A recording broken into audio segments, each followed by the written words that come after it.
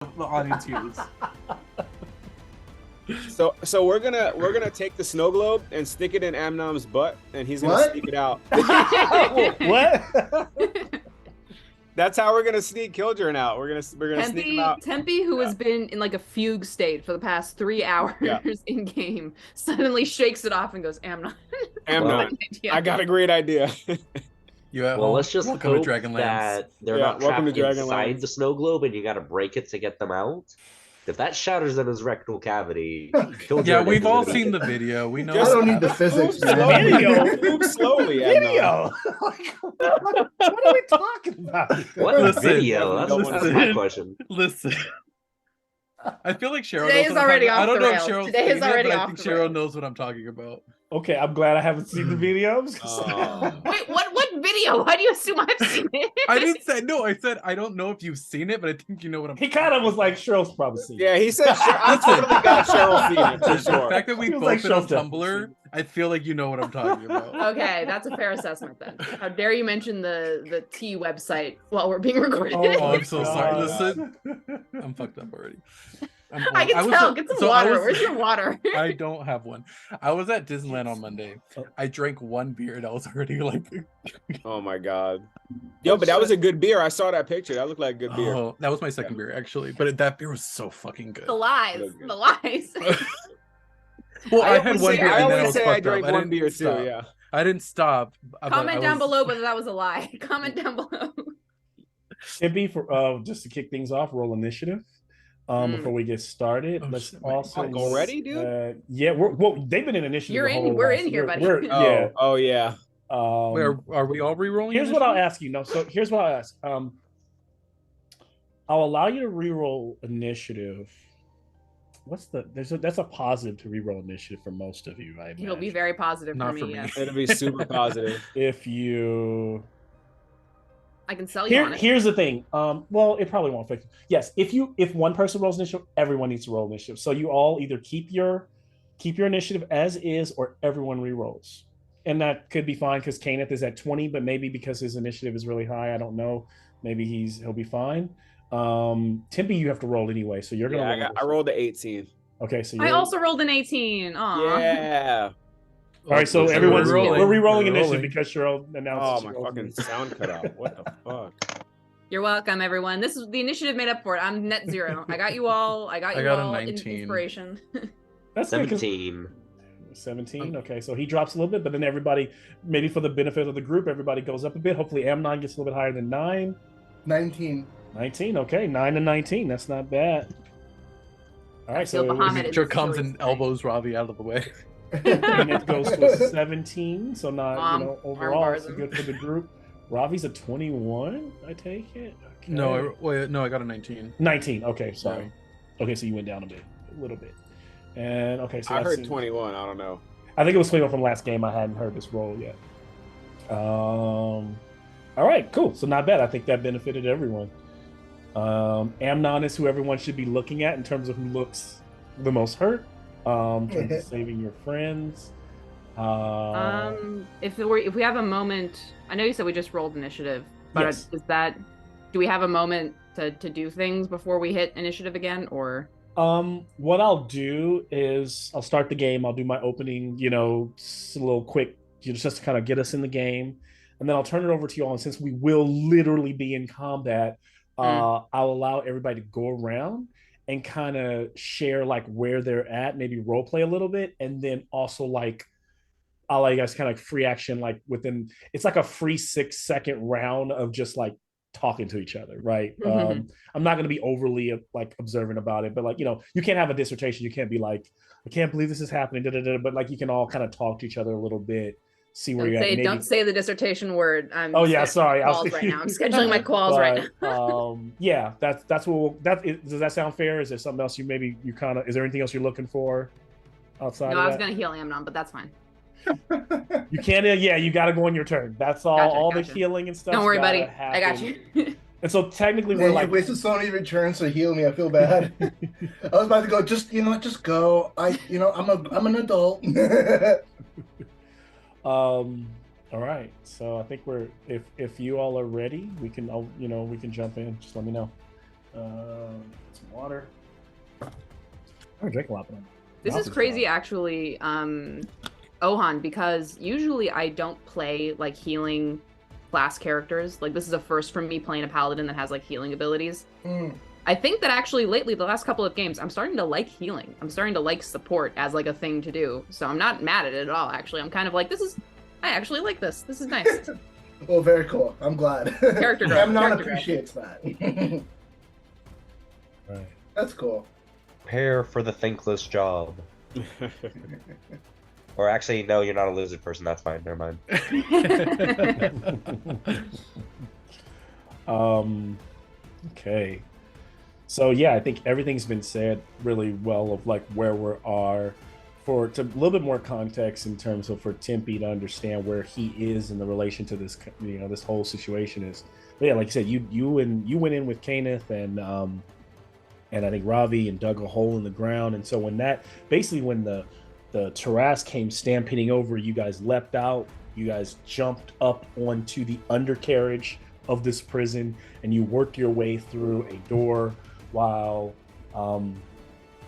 Demetria and Amnon were like dropping in, kind of paratrooping in through the skies. They took on the dastardly bards who were, pretty much hurting them with like spells of music, musicality. Finished them off, finished some of the bikers off. Eventually, another thing that I think, the only thing that wasn't shared is that at some point, this kind of caravan kind of slowly, if you saw it from bird's eye view, starts to veer towards a natural bridge. This isn't a man-made bridge. It's almost like a cavernous structure twisted in a way that would not even exist in the material plane.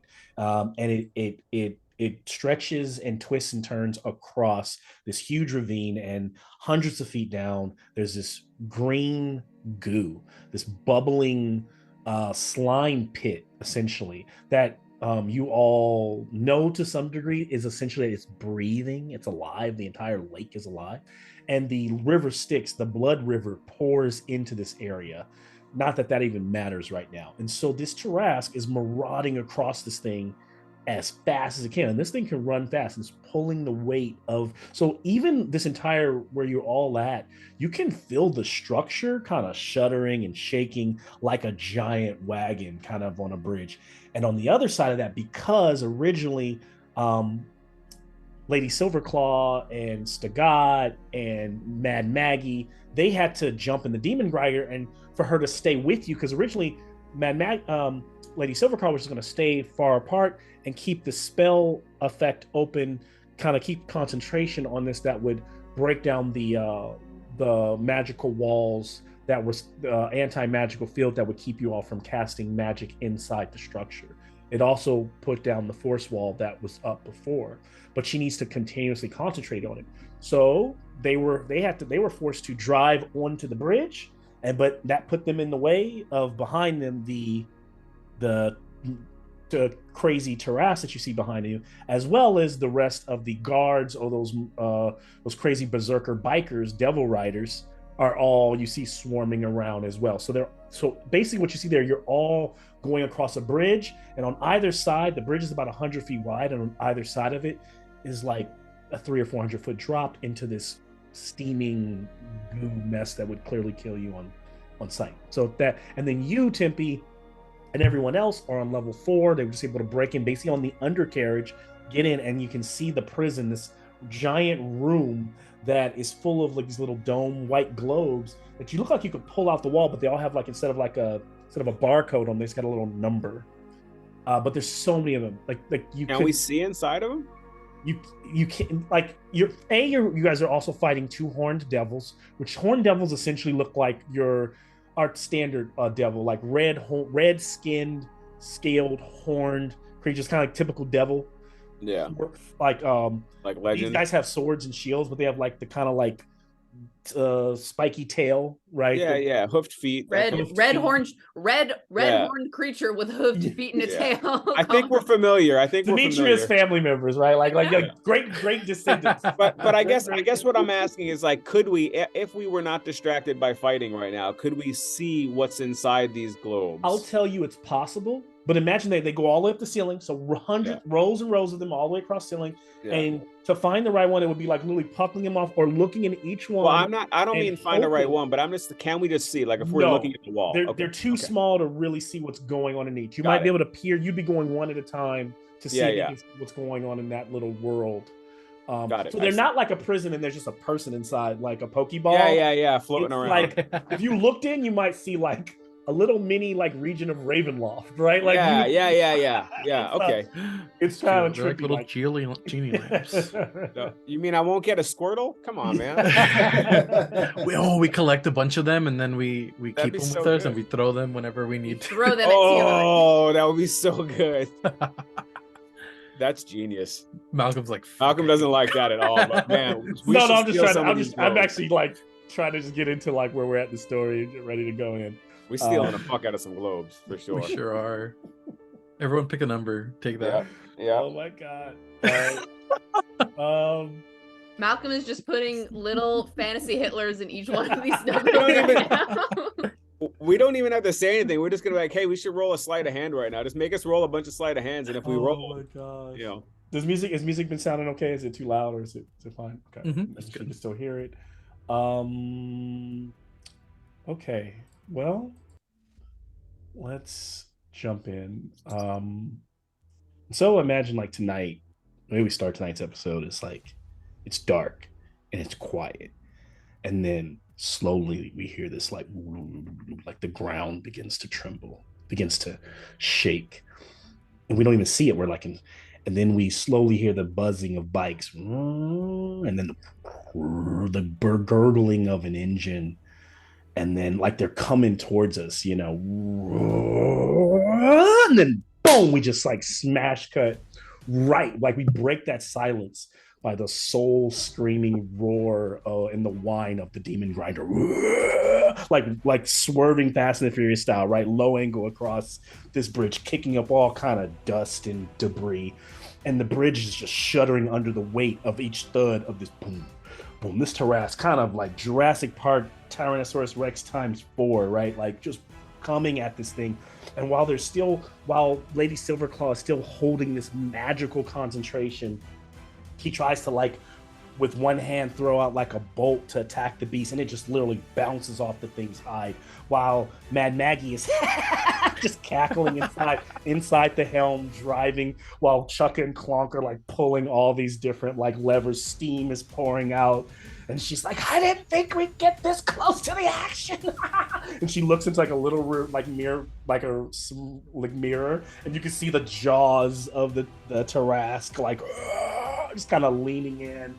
And please tell me there are fuzzy dice hanging from that mirror. Yes, there are now. There are definitely fuzzy dice. You can hear the hissing from the engine but also the souls kind of wailing. All the souls that are being burned up from those coins inside. Her little madcaps and little madcap demons are crawling all over, patching little holes from where like that have been like messed up over time.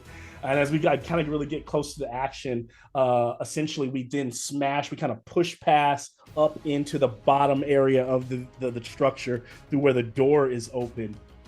And inside, we find the rest of the group in that level with all those little gleaming in this cold room, not as hot as outside, this gleaming room, fighting like tooth and nail. We can see like Tempe kind of dancing, dodging the blows of the horn devils as Kenneth is taking on one, while Ravi is taking on another. And the two that have just entered the room from like making their way in from a fall in is Demetria and Amnon, and they kind of stand up as those doors kind of fly open, ready to jump into the battle as well.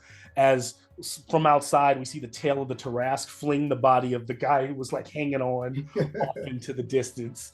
And that's where we're gonna like jump right in. If you all want to add, what are you doing in this moment? Before we're already in initiative, so I can tell you top of the round, we're gonna go straight in for Amnon, then Ravi, then Demetria, then Tempe, then Kanan. So all of you get to go. I think Demetria goes before I do. Oh, Demetria, you're 18. Is my dex higher than you? What I did have you got a 20, right? Yeah, dirty 20. Okay, sorry, Yeah. I had you at 18. And then Tippy had an 18, right? Okay. Kenneth had a 17. So yes, that changed. So it looks like it is Amnon, Ravi, Timpy, Kenneth, if you guys want to put that in. And then the Horned Devils. So suddenly maybe this surge in this moment has allowed the Horned Devils to kind of be shocked and move a bit slower, changing the initiative balance just a bit. But what do you all? But this is a free round before we jump in.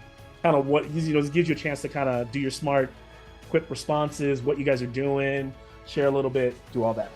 Amnon is gonna look back and see that that body flew off the tail of the Trask, and he's gonna go. He's gonna go in his pocket, take out a cold coin, and flick it over to Demetrius. He came off. You win. Demetria grabs the coin. Yeah, pockets it, rolls her shoulders back, and ready to fight. Nice. And if it helps, I'm just gonna look crazy for a second, because it's picking up all of that. If it helps to see, this is kind of like the layout the way I have it. Is Tempe, you're here. Kenneth is kind of in the middle. Devil, Ravi. Those devils are close to us. Oh yeah, they're in the room. That's yeah. perfect. I love and that. then there's a portcullis Get their ass that's beat. down right here, and then beyond that portcullis is a stair. Is like stairs that go up. That's what you see. Yeah. So that's where we're at. So we're not in the room yet with the snow globes.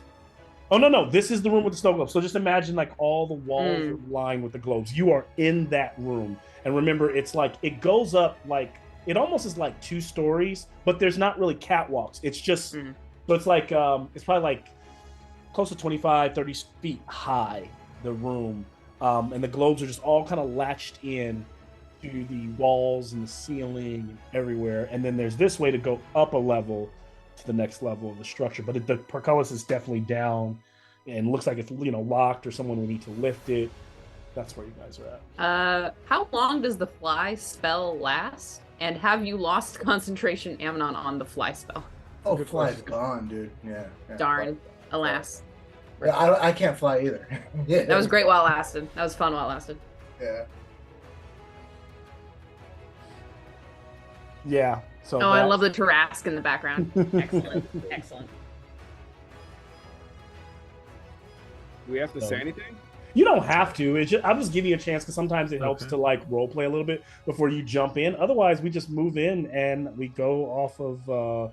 Actually, before we go to Amnon, I have something. But yeah, if we're going in, we're going in. Because I think we look back and realize they came in, and we're like, glad you joined the party. Yeah. Strike when you can, but stay behind me. And I'd give like a nod to Kenneth as I get ready to like stop fighting and do something else. So the Tarask is technically before Amnon, and so we kind of cut to outside as Lady Silvercar is holding her concentration because she's actually before the Tarask, and then actually no, I'm saying Amnon. It should be Demetria, right? So Demetria, you're first. You're actually first, and then all this stuff. So you're actually, if you guys are done role playing, then Demetria goes first because you got a 20, right? 30, 20. Yes. Yeah. All right. Looking at this wall of snow globes, looking towards Amnon, who is injured. I am going to try and get this over with early and say, just hold on, Doc. I'll get to you in a second. She's going to pull up the shield with the symbol of Bahamut on the front, and she's going to lower her head and focus, and I'm going to cast Divine Sense. Not cast, but as an action, I will be using my Divine Sense. That does take a whole action. So, good, evil, hallow spell, celestial, fiend, undead. Within 60 feet. Not behind total cover. You sense all of it. Like, all of it in such a proportion. It is like the first time you've ever cast that spell as the Divine Sense goes out. It's almost like an electrical shock as it charges back, as almost like you can, if you were paranormal and looking to hear a ghost, imagine hearing thousands of them at the same time. So good, evil, all of it all kind of blended to the point where it's so hard. It makes it almost impossible for you to pick out Killjurn in there. All right. Because there's celestials, there's demons, there's fiends. It's all there. All right. Fuck. Demetria's going to turn to Amnon, be like, getting a lot of interference here, Doc, but take this, and I'm going to bonus action cast Shield of Faith on Amnon. So while I'm not going to be healing you, you do get a +2 to your AC. Thank you. I got a question. Does Killjurn know where he is? What? We cut to Killjurn. We don't, and I'm well. We He's don't. in the we white don't, void don't space know if from Killjurn knows SpongeBob. where he's because we don't know at this point. We don't know the Alone. story of, and you're not playing Killjurn, so therefore we can't. I'm not allowing you to role play what Killjurn is going through. No, I'm just curious if Killjurn knows where he is or not. We don't know. Okay. Because the only thing is that Silverclaw and Araka, they were able to escape before they were even taken to the prison, so they never even saw the inside of the prison. Mad Maggie, and this is also Tempe would know. Mad Maggie was able to get connects around Avernus to give you guys the blueprints and the layouts. But so no one, this is any of you all's first time ever seeing the inside, so who knows what Killjurn went through? Got it. Okay, cool. I'm making sure I didn't miss anything. Yep, nope, it's all good. Before my turn is over, after casting that on Amnon, I do want to use my movement to square up next to whoever I can square up next to, just in case I want to intercept anything. So Tempe, let's say wherever Tempe is, I want to be within 5 feet of Tempe. Okay. So and that's my turn. I like it. So in that moment, we see, like I said, Lady Silverclaw trying to keep that concentration so that you all can because here's the thing, as she's riding the demon grinder swerving, she's trying to keep that concentration because if she drops it, you all lose the ability to cast spells or use magic inside the structure. So far as everything is good. At that moment, the Tarrasque drakes its jaw along the ground like a battering ram, like the front of the demon grinder, and just claws up a couple of bikers, slams its mouth shut, like dust flying out, and then kind of opens it back up, roaring, and pieces of their devil rides come flying out, right, and pieces of meat are on the teeth, and then we go to Amnon. Actually, and I do want one thing. I would like, since Demetria was her last turn, I'd like you to roll a d6 for me, Demetria. And Amnon, since it's your turn coming up, I'd like you to roll a d6. And you both give me... I got a 3. All right. I got a 1 All right. on some very naughty dice that I will not be using.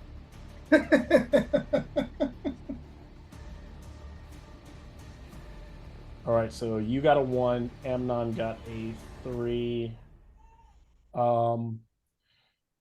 That's good. So the road in front of the demon grinder veers kind of like the bridge kind of veers left, and as it veers left, so does, of course, Mad Maggie's like, ah, and as she dives into that direction, the Tarrasque does the same thing. So kind of matching, keeping things there. So that lines up, and this moves us to Amnon. You're up. I can go now? Yep, you can go. Now. All right, I am going to cast Maddening Hex on the devil that's closest to Ravi. Okay, that one right there. Maddening Hex. And that gives 5 damage to both devils. Okay. Just automatically, no save, nothing. 5 damage. So that's how I read it. Here, I can read it for you just in case I read it wrong. Just give me a quick read. I believe it. Yeah, it's 1 plus my charisma modifier basically when I Okay, and you just deal the damage. So why do you choose? So you choose one of them, and then any creature of the same type takes the same damage. It says any creature that I can see within 30 feet of me. Okay. Oh, so you can target both of them. 4 creatures. Up to 4 creatures. Okay. Can get hit by this. Okay. Yep. Then you take 5, and then And what That's kind of the damage? bonus It's action? necrotic damage. Yes. Let me make sure they're not. Okay, we'll take it. All right, and then I will do Eldritch Blast on the I'll do on the double with Robbie. I'm targeting that one. Yep. Flings that Eldritch Blast out. All right, my first roll was a natural 20, Nice. and then my next roll is a 24 to hit. Okay, the 24 will hit. So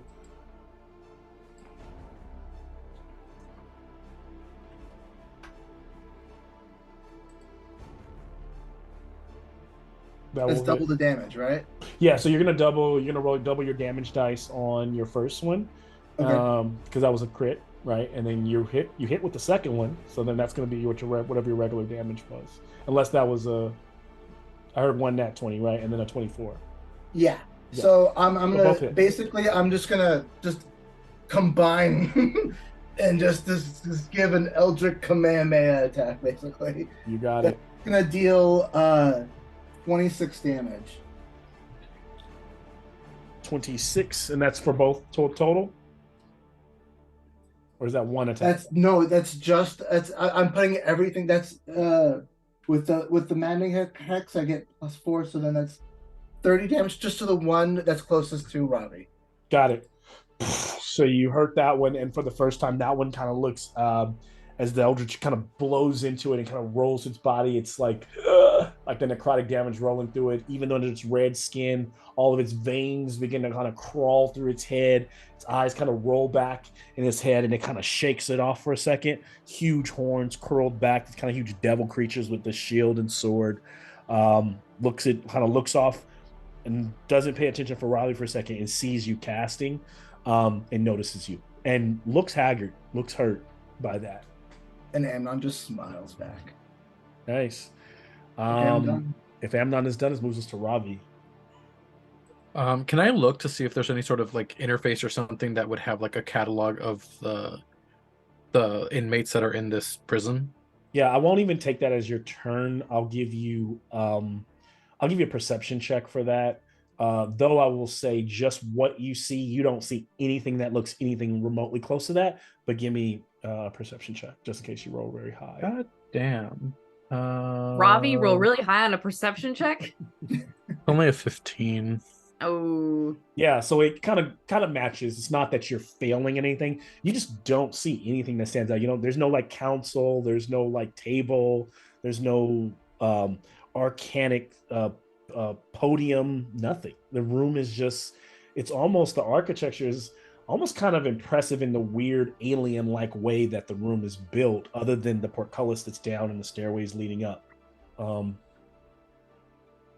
But then you still can take your turn. All right, and then I'll just go ahead and I'll just hit whoever's in front of me. Okay. But I'm gonna use my bonus action to give myself advantage. Oh hell yeah, I need that. 26 to hit.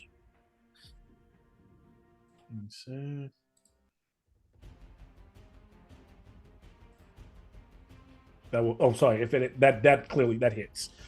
Just so if I ever kind of stall on that, their AC is only 18, so you've been hitting them. Any 18 and up, you're hitting them. So for 13 damage. All right, and it's magical damage, of course. I take Yes. it. Yep. Okay, so you cut another one. That same one that Amnon has Zhao just like laid into as he's open. Ravi goes in and strikes. Ravi, you're still in your kind of like human form, or I'm in human form right now. Yeah. Yep. Okay. This kind of Ravi dances forward. He's looking, bloody. Even if you could even call it that, as everything trickling out of him is dark, like black ichor. But does that end your turn? That ends my turn. Yes. Okay. This moves us to Tempe. You're up. Tempe is going to. And you're right here. Fighting in one of the Yeah, one that Demetrius. I'm on a right, right? Yep. So I'm going to just attack that dude because He's a fucking giant devil, right? Yep. 17. 17 will 18. just 18. 18 will hit. One makes the difference. You do hit. I like it. Whereas like his like shield goes up and it kind of slides down, and your blade goes through and tags him. Just 10 damage. 10. Do you have magical weapons, Tempe? Yeah, it's magical. Okay. Wait, is it still magical? I thought Ohan 19. made his sword shitty again. Did he? No, we I'm- thought about it, but made no changes. Okay. And the second one is 19. Not being honest. Check the tapes. Yeah, I know. Which is too late to do right now, but okay. All right, next. So 18 damage total. 18? Okay. Oh, for the set. Wait, I don't even know what you do. What was the first one? 10 damage? Yeah. Okay, so then 8 more? Yeah. All right, take it. So he's looking. Actually, no, it's not the same. I just took the damage off the wrong guy, so he should get 18 back and take it off of this one. Give them both 18. All right, so yeah, he's ching ching like you're fighting between you and Kenneth. You're tagging him, Tempe. See the black ichor spelling out, but he looks a lot better, of course, than the one over here that's been hexed by Amnon and stabbed by Ravi. That's cool. I'm gonna end my turn there. Okay. We then move to Kenneth before the devils get their opportunity. Kenneth, you are up. Gonna do a simple keep up what I'm doing. One strike at each. Okay. And that 19, so that's a crit. Yep. So first And one's gonna then take crit. And that's the 18 one that's for the not other. looking great. 18 for the other one, so you hit both of them. So I'll crit the one that's looking healthier. Ooh, one that's looking healthy. Okay, makes sense.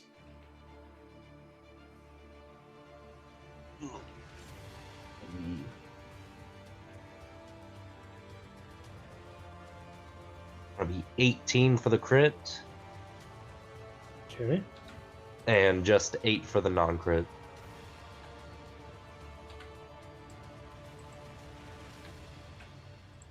Nice. Okay. Shield Master, push the one that's closest to Ravi away 5 feet. 5 feet. Yep. It's pushed back. So that happens. So Kenneth is kind of like I said, doing that offense defensive thing where he's kind of being the shield, the wall of the party. So then at that moment, the one that is most hurt will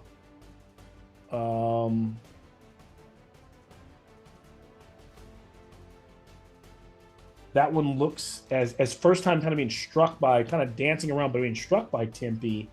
No, actually no. That's the one that got pushed back is the one that's most hurt. This one will hurl flame at Ravi. Rolling a hit. It's 18 to hit.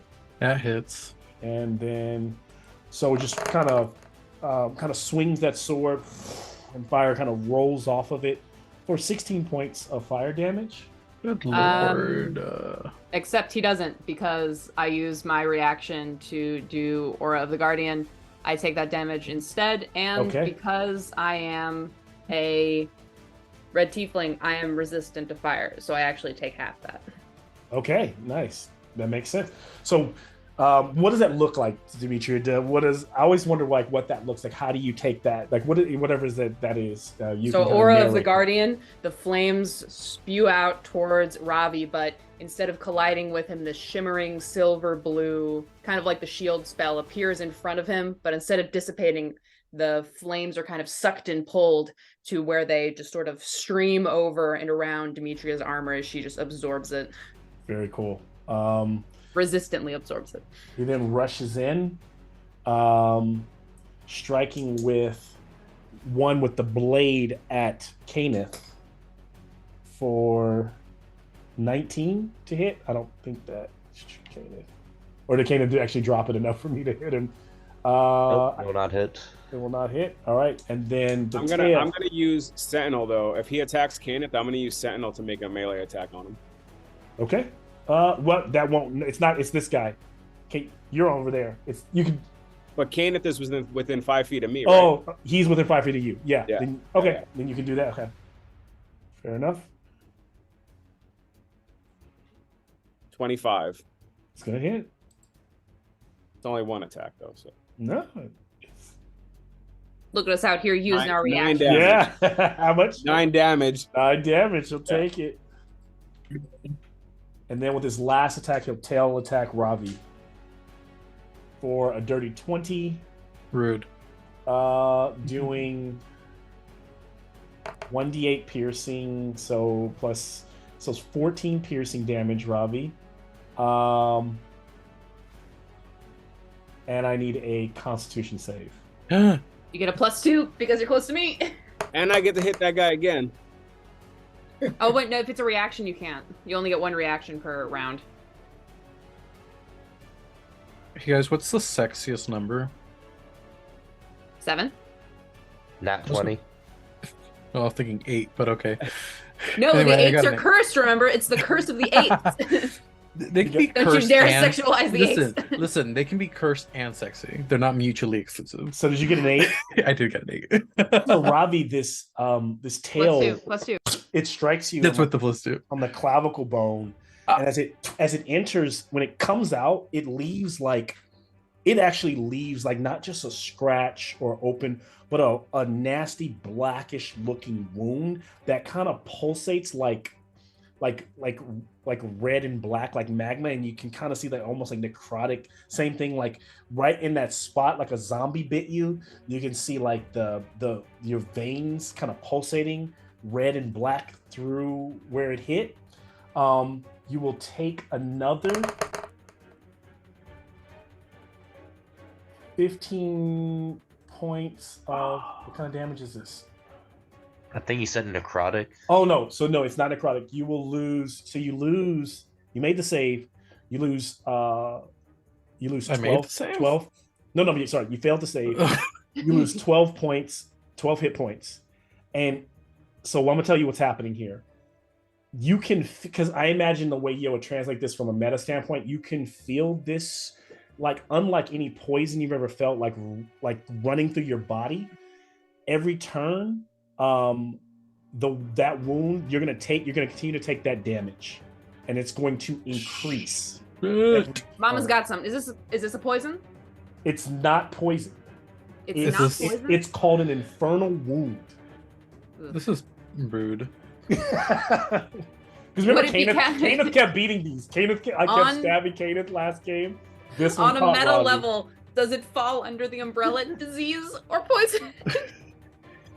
On a metal level, is this something that requires a greater any creature? Here's what you can do: you can take an action on your turn to staunch the wound with a successful wisdom with a medicine check. That's my whole shit. I won't tell you what it is, but basically you need to stop it. But it doesn't call it poison. It just you lose hit points continuously. I got a +8 to medicine. I'm actually surprised it actually doesn't call it poison. Because I was asking because Lay on Hands has that special ability where if you dump 5 specifically, you can cure a poison or disease. So I was just asking for that. Yep. And if it was, I would totally give it to you. But it's not a disease. It's not a poison. It's an infernal wound. I'm gonna shove like a religious candle in it. Right. Like in Far Cry when you're sticking sticks into your arms to like heal. That was the first one. So then the Bullets. second one will attack at... Oh great, there's more. Yeah, that was we'll attack Caneth with the sword for 25. That'll hit. Doing 13 slashing damage. And then with the tail to Caneth again for 18. That's not going to hit. And then with a blade to Tempe for 28 with 13 slashing. All right, that that devil just kind of fighting all three of you, kind of like trying to not attacking Demetria, but trying to watch where she's at as well. We're at the top of the next round. And Demetria, you're actually up. Fuck. Okay. Do I want to do the shot in the dark Hail Mary move, or do I want to do something that might actually help? Help. Risk it all. Risk it all. We have risk and we have help. No risk, no reward. No risk, no reward. Demetria, looking at all of this happening, you know, she's new to this paladin business, but she's gonna give it one last final mix shot just in case to see if there's any way for this to work. And she's going to divine sense one more time, but this time in her head she's going to be thinking not just of good and not just of evil, but of that specific righteous good, that violent good that she remembers from Killjurn that time that she's met him, or the times that she's met him. And she's going to try and think about how it felt to have her mind touched by Bahamut, and she's going to focus on that to try and get through the chaff in casting it one more time. All right. That's how I'm gonna describe Killjurn forever now when I play him. Violent good. Violent good. Good. And she's gonna think to herself, come on, buddy, give me something. You cast that with use of wisdom, right? So I'll I need a disadvantage wisdom check. Or a insight. Insight. Disadvantage insight check. Disadvantaged insight. Oy. Or arcana if that's higher. Or arcana or religion. I'll take any of those. Religion, arcana, or insight. Religion or insight. Well, arcana and religion are higher in the way that they're not a negative. So I will choose religion because they're Bahamut bros, and so I will choose religion as my final answer. Disadvantage? Well, you know, a 3 is fine. Bahamut business sucks. And so it's you know, it's not even that you're waiting like for a god to give you an answer. Like you are literally using your wisdom, using your and you know, it's just Demetria. There are times when you are just in a place that is just uncanny. It's not like the world that you know, and therefore this is that place. This is hell. You're not getting the same response. Things are not working the same way, unfortunately, in this moment. I will say the one thing is that some of the she's able to push through some of the cacophony of the vile voices, but she still can't pinpoint where in the room the good is. But what she does know that, which doesn't help you, but she knows that Killjurn is in the room, right? Not anywhere else. Oh, we can confirm he's here. He is here. You hear him a faint screaming in the distance. The faint rumblings of disappointment. Oh, that's where he is. He's falling again in the plane of air. And then at that moment, across like this, almost like a magical speaker. How dare you! In all the centuries, no one's ever come into hell on wheels. It's a push business, and I didn't get here I didn't get to this point without cracking some skulls. It's a push business, and I'll crack some skulls if I have to. As you can hear, Squall Got kind of pipe in over the speakers outside. Using its turn, the Taras scoops up a couple more, finishing off the rest, clearing the smoke as it starts to gobble up the rest of the bikers who are around, and then kind of rushes in to ram the back of the demon grinder, which kind of like skirts sideways as it gets hit.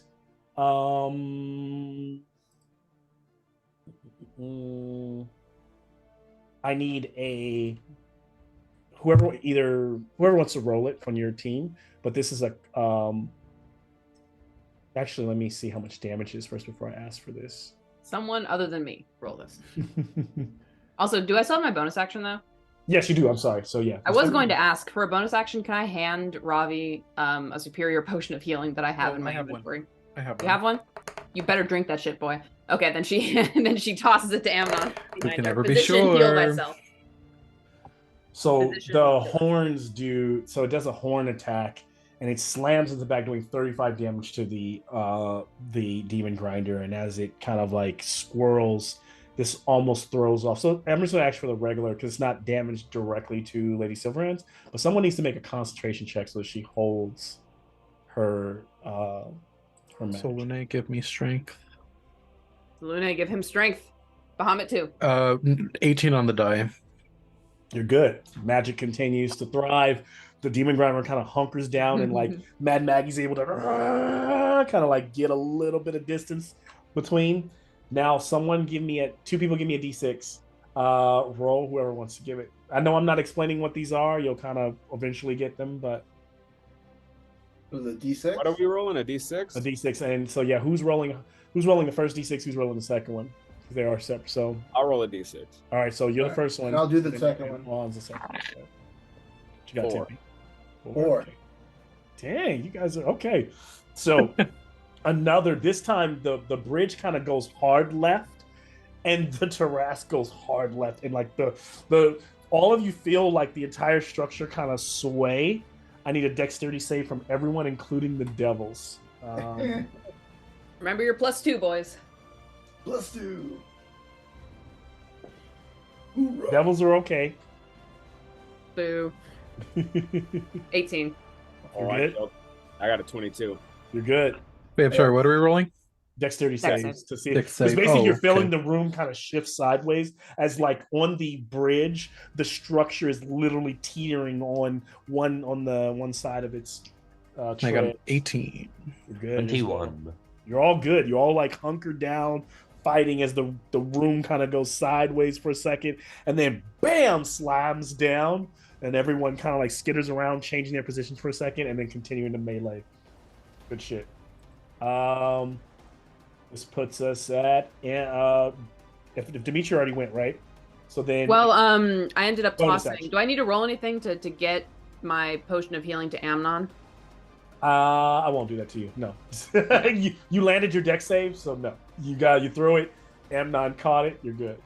All right, so Ohan, because you're back there, you now have a potion of healing superior. Thank you. So then I'm just gonna basically just catch it, and then as I'm holding the flask in my hand, Eldrick's gonna pop up my shoulder and just fire on the weakened devil. All right. So that devil has to do a dex saving throw of 14 to avoid it. Save 14. It's a 22. Does he take any damage? As he kind of like cracks his back, kind of like moves, almost strangely out of the way. Yeah, and then I'm gonna fire my Eldritch Blast down. Okay.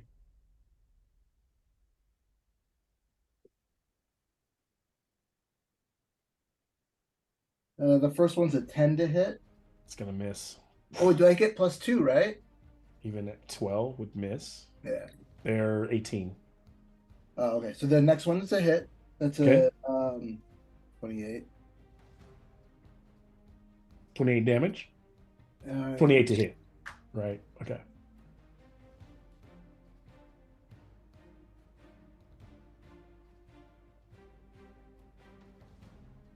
In the show, when we write again on the bridge, the music shifts. That's when another music change happens Yes. right at that moment. I like it. I like it. I love it. That's 14 damage. 14. I'll take it.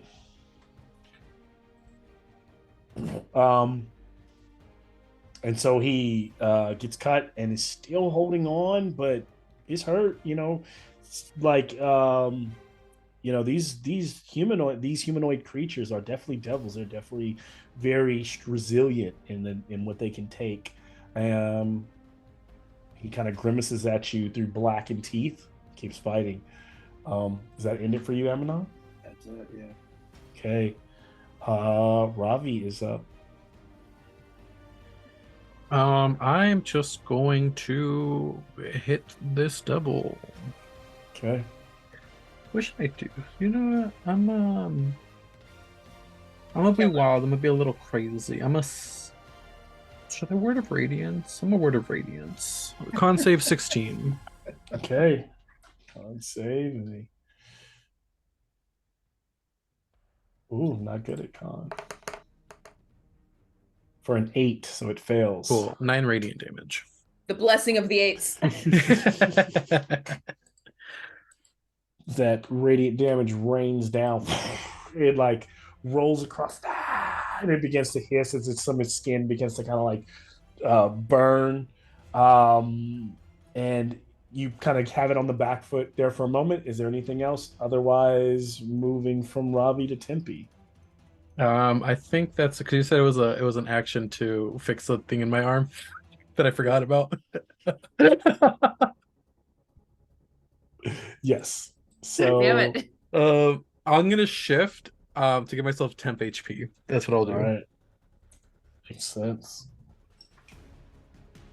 Stressing me out, making me put my hair up, Lex. Oh, should I put my hair up? Your mullet's grown out pretty far. Tempe, Everybody you put their are hair up. Is it Tempe's turn? It is. I'd like to smash that guy right in his stupid face. Go for it. I'm gonna go for it. 24. It's gonna hit. Man, I haven't had one shit roll yet. I shouldn't have said Hey, nothing. you guys want to? Should not have said anything. What the fuck is wrong with me? Oh, that's not good. 5 and then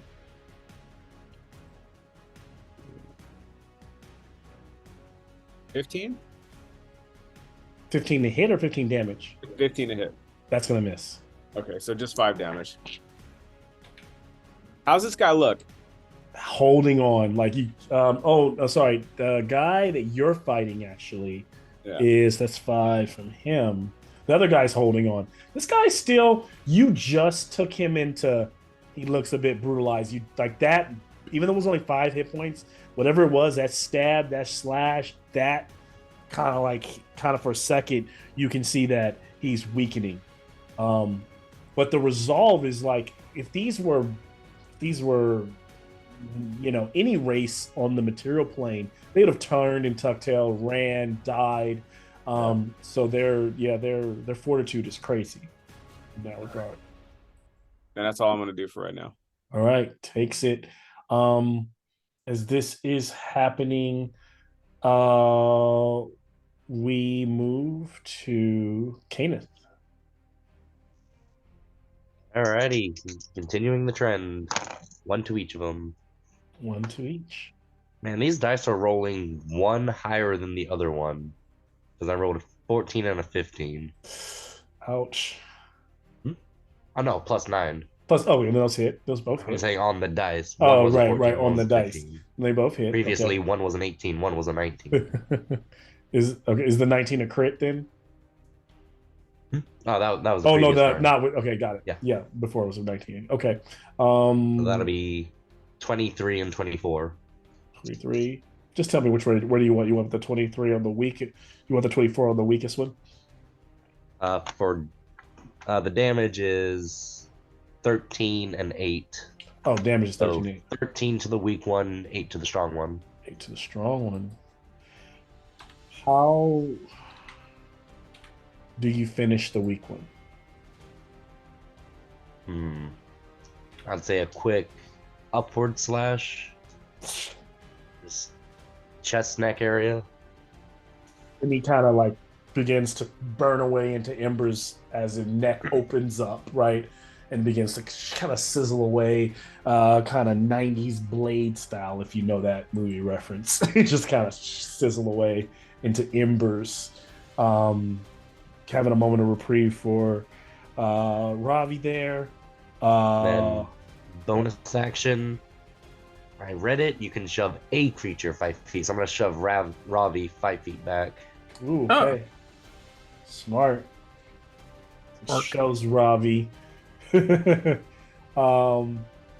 leaves one horned devil dead. The other one reaching out to attack, and it will attack Kenneth with blade, as he's shoving Ravi back, the other one just kind of goes at him for a 28. Second blade attack to Kenneth for a 14, which will not hit. And a tail attack for 21. So the sword will do 15 slashing. And he's not within 5 feet of me, is he? He is. I would like to use my reaction to intercept and reduce that damage by a d10 plus 8. The sword damage? Yes. Okay, so okay. Or plus something. Let me see. It's my bonus to that. It goes up every level. Actions, intercept. Where is it? 1d10 plus 4. So I reduce that by 10 points. Okay, so it only takes 5. And then the tail attack will still do 10 The points. tail attack misses at 21. Okay. All right. So tail attack miss at 21. Okay, then it misses. That ends the. When he makes that second attack, can I use Sentinel again and make an attack on him? You can.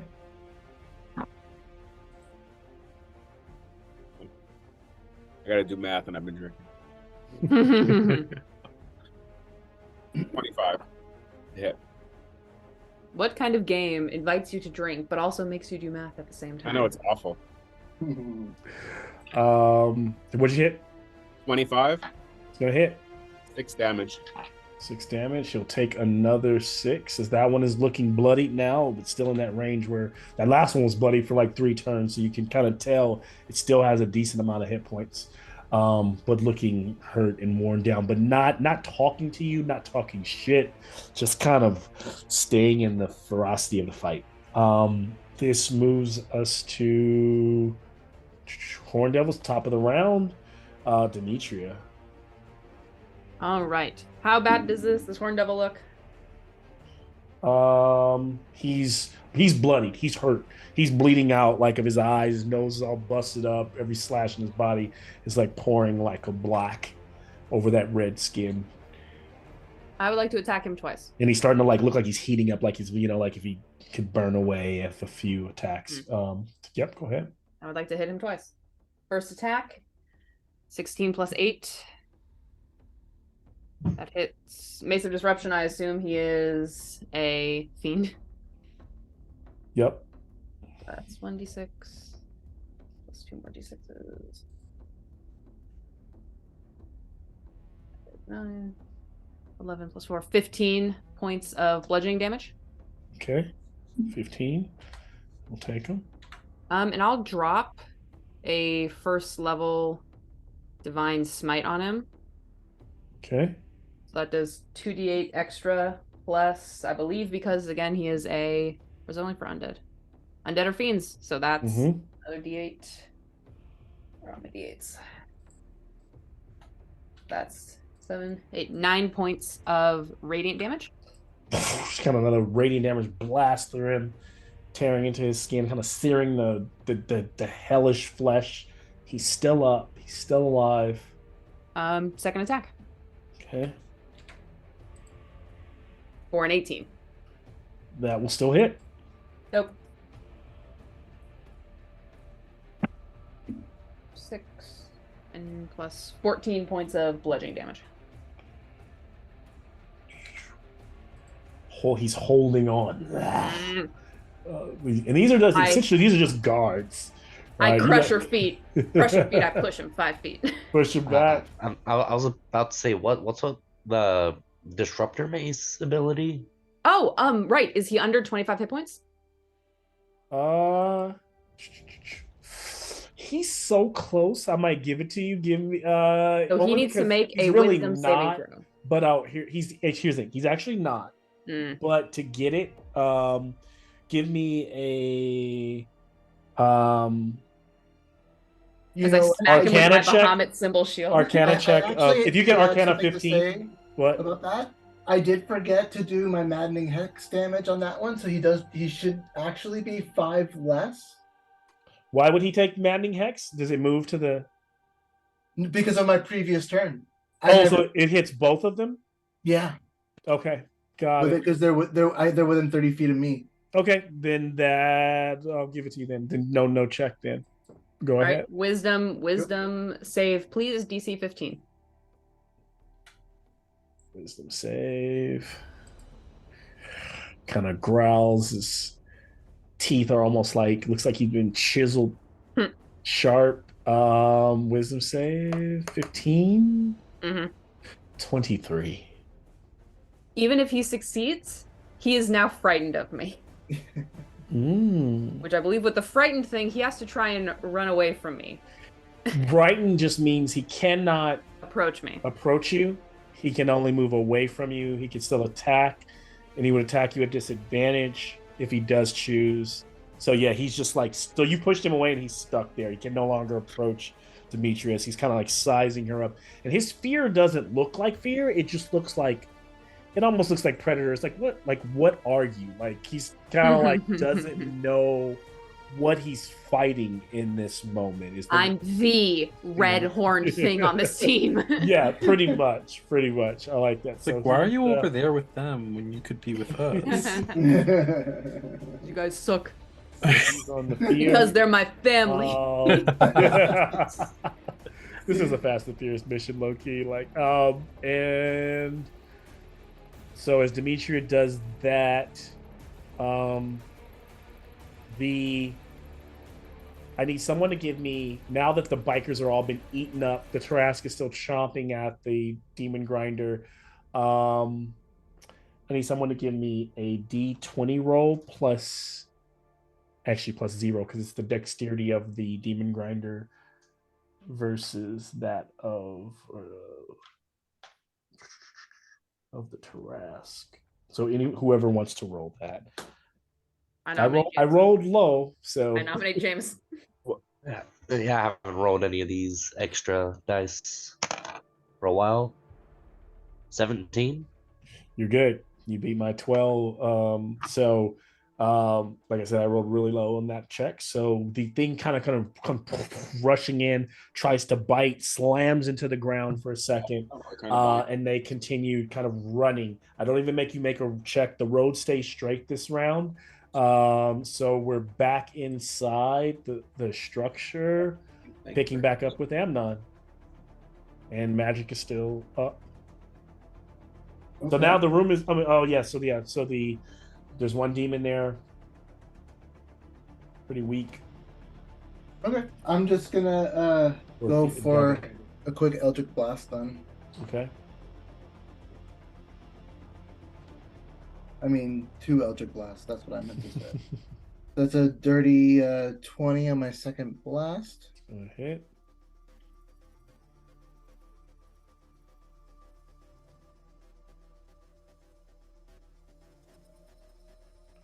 That's 6 damage. Take the 6. And then I'll try him with with my cannon. He has to make a dex save of 14. Dex save.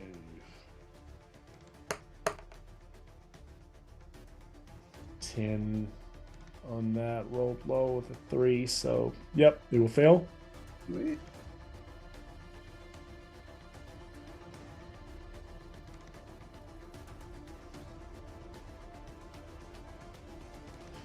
So the cannon comes out,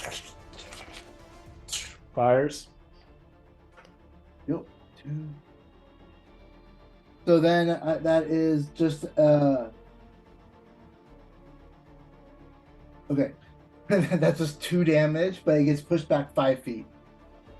Every bit counts. Every bit counts. Thank you. Push back another 5 feet. In that 5 feet, slamming him into the gate. Roll a d6. Actually, I'm sorry. Roll a d4 because it wouldn't be 10. If it's 10 feet of movement, I usually treat it like a fall. So just give me 1d4. I rolled a 1. Take another 1 damage from hitting the gate. We are moving to Ravi at this moment. I am going to cast. I'm going to cast Guiding Bolt. All right. 21 to hit. Gonna hit.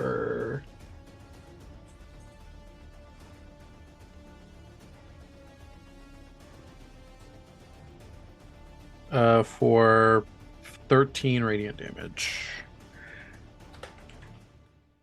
How does it look as the guiding bolt like destroys the last remaining? I feel like it's like a Ravi like flourishes his rapier, and it kind of creates a sigil of like these glowing eyes, and then from the eyes like this energy beam comes out and like fries him. And you're watching Salune channel.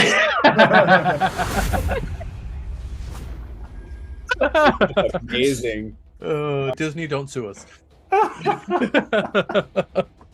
Oh my gosh. I usually can kind of keep a straight face and not be taken out of the moment. Jeez. Boom. So yeah, they just kind of burst into those embers, gone, finished by those rays of Salune. And is anything else you're doing, Ravi? I think that's it. You said it was good, right? Or am I still fucked up? Oh no, you have to. Jesus, I forget about that. Every turn, you need to give me. Each of his turn. Do each time though. Oh no, because you did. What did you do before to stop it? Nothing. Nothing. So no, you have to. Probably like 2 rounds. You need to. You were. Okay, you need to take an action to make a medicine check, which you have not. I sure haven't. I think you did 2 rounds without taking it. Sure did. You sure did. Okay, so then it's gotta be. Cheryl's gonna come here and kick my ass. I'm so scared. Oh, actually, you have not taken any damage since the last time you were attacked, right? No. No. So you're actually. So I was wrong. Reread it. You each time the devil hits and wounds you again, you take an additional 3d6. So if they would have hit you again with this wound, so the wound is still there till you try to patch it. But let's say you were hit the first time and then the devil hit you a second time, you'll take 6d6. Holy shit. Then you'll take 9d6 damage for every time they wound you. So yeah, it's pretty nasty, but it's not automatic. So you're okay. So here's the thing. What I'll say is though, yeah. So you just have this infernal wound on you right now. Okay. So there's no fighting, there's no combat going on right now. But here's the thing. I am not going to just treat. We're not out of combat. So you guys are all still in order. Okay. So what I'll still try to do is I don't want the game to get so crunchy that we're just kind of playing round by round. But at the same time, if you guys are role playing, I'm going to kind of treat every minute or two like 6 seconds, right? Because I know, I'm just going to gauge your role playing, but they're going to count as the rounds are going to continue to tick on. So from this point forward, what are you all doing? So you don't have to be like, oh, it's my turn, but I need you all to kind of be like, what's going on? I'm going to do my medicine check. Yeah, give me your medicine check. And you can't just spam them, but you can kind of do one every. How injured? Besides that specific wound, how injured are you, Lex, HP wise? On a scale from 1 to 30, from 1 to 63, I would be at a 15. I go over and I do 20 lay on hands on Ravi. No, save them. Save them. Sure, I have potions. Save your lay on hands. And not better 18. Round, you actually need them. 18. So you are able to just describe for me what it looks like as you patch or kind of like staunch that wound so that it doesn't burn any further or continue to affect your body. I feel like I take some sort of like herb that has both like antimicrobial properties, but is also like a religious kind of symbol, and I just kind of like push it in there. Yeah. Nice. And then Demetria, you are not healing, Ravi? If Lex looks me in the eye and says that I should save them because he's going to be responsible and drink a potion, I will drink my potion of superior healing. then I will not be healing him. Who else looks injured? I know Amnon. As he drinks the potion, in addition to the herb, the wound closes. One turn goes by. I need someone to roll for the truck outside. D20, just a random D20. Might not get out of this one. Got a 15. All right, so I rolled a 17. With a +2? Before the plus, yes. So it was actually, it's gonna hit. Oh no, there's no plus. I was just saying. I was making a. The structure gets slamming. I need someone to roll another D20 and just need to hit 10 or more for the concentration save for. I can try that one. 10 or more? Yep. 9. God damn it! Throw those dice away. I can't. They're so pretty. Have you Put 'em in tried a putting them glass outside in the slab. moonlight? Yeah. No, I've not tried putting them outside in the moonlight. So for the moment, you all feel this, like, you feel your arcanic energy like stifling. It's a very conscious. You're able to really feel the disconnect for a moment there, as Lady Silverclaw's magic drops. Doesn't mean it won't go back up, but it's off for right now.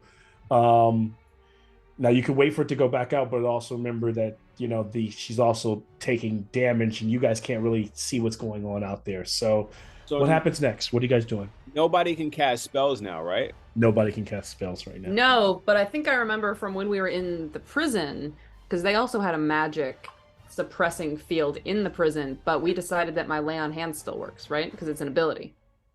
Yes, if it's like your innate ability, it's not a spell. It's not.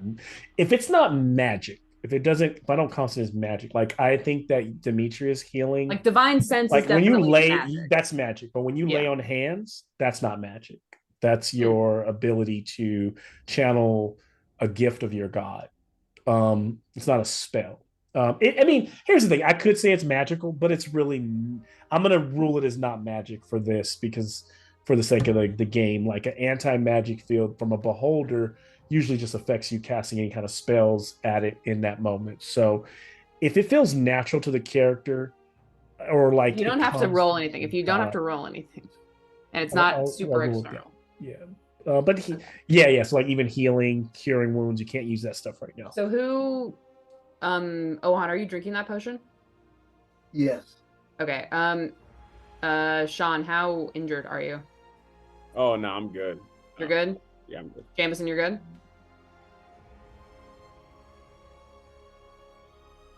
Good compared to what y'all's standards are. As for percentage-wise, not too good. Not too good? Do you want like little 20 lay on hands buffer, little 20 lay on hands buffer? I mean, 20 would be great. 20 lay on hands to Cam. Good job, buddy. I wish we could give him 20 lay on hands in real life.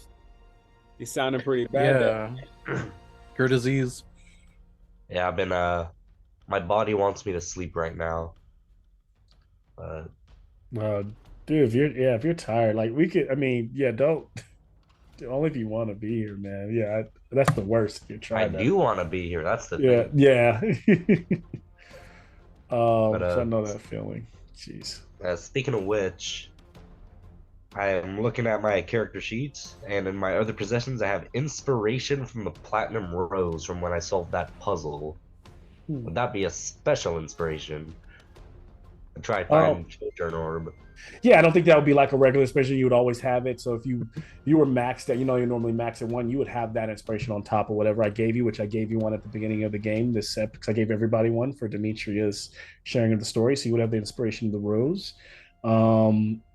It is, in this standpoint, like works like a normal inspiration, unless you're trying to do something different with it. But it's still just a regular inspiration, but you can stack it, meaning it's not just one.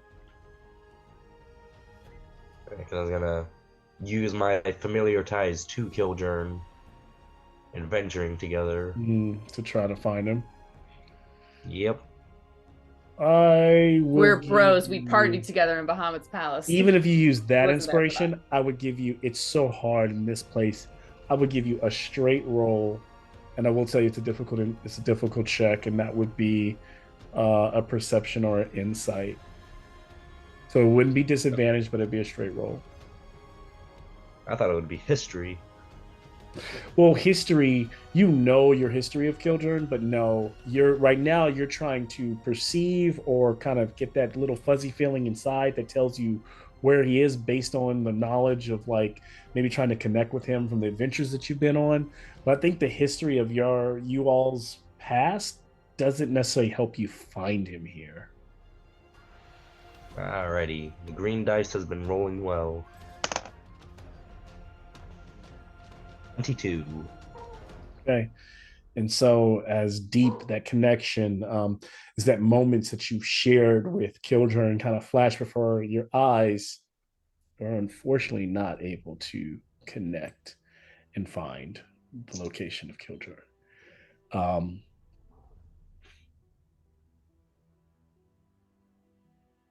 Well, time to start just looking at the orbs carefully, one by one.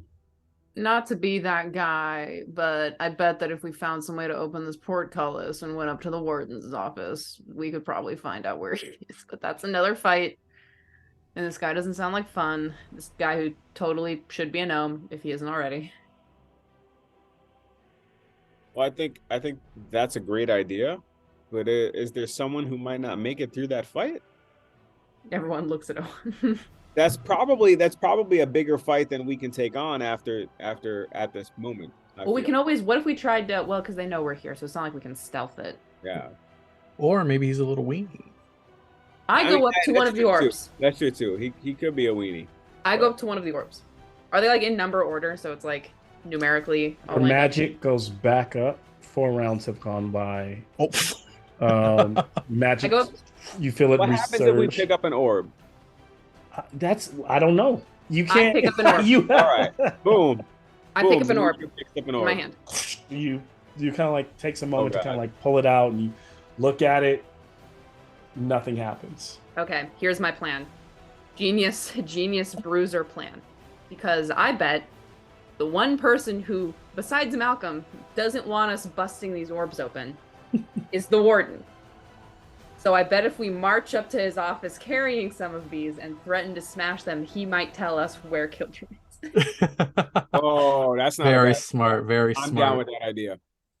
Everybody grab an orb. Let's go to the warden's office. Let's have a conversation. Let's go have a Can discussion I with just the warden. on the off chance, just can I pick up the number 5 orb and just I want to peer into it. I just want to know if I want to see if Tiamat is so vain that they'd be like, yes, the number 5, the same number of heads that I have. Only someone really cool can have this number. Oh, it's Tiamat, Tiamat's secret brother. It's good Tiamat from that one universe where Bahamut's bad. That was funny. And they're not like. What's weird is they're not numbered just like regular numbers 5. They're like Infernal there's numbers. like A1, A2, A1, B2, C3. They're like weird numbers like that. I'll with, take like, E5. 6 numbers, so you're looking at 5. Yeah, and as you do, kind of looking into it, can you roll a D10 for me? Yes.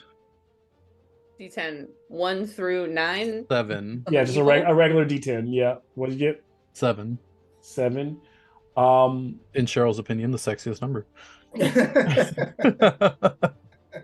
Got good feelings about this. What you see is in through that cold little globe, the little white flecks sprinkling around, almost like shaking a bit in Ravi's hand, is a desolate open plain that looks like a little lake, and then what looks like a little small like cottage or like a little house, and you can kind of see smoke billowing out with a backdrop of mountains behind it. And weirdly on the lake, you can see that it's kind of cracked in different areas. You can see something worm-like. Malcolm, you cut out. You're cutting out. I can't hear you. Oh, sorry. So you can see something worm-like going in and out of that broken kind of cold lake, like a giant worm. But then at the end of the lake is that little tiny house with the chimney. Just gonna put this in my pocket. Gonna put this in my pocket for later. Just foolishness. Just gonna save this. Just gonna see what this does a little later. Oh man. Malcolm's gonna be like, "Where the fuck did you get that worm?" When I throw it at Tiamat. It's gonna be like, remember when we were fighting Adramalek and I pulled out the chain lightning spell scroll that I'd gotten like 10,000 episodes previously. Oh god. Kenneth will look at number 1. A1. Okay. A1, first prisoner.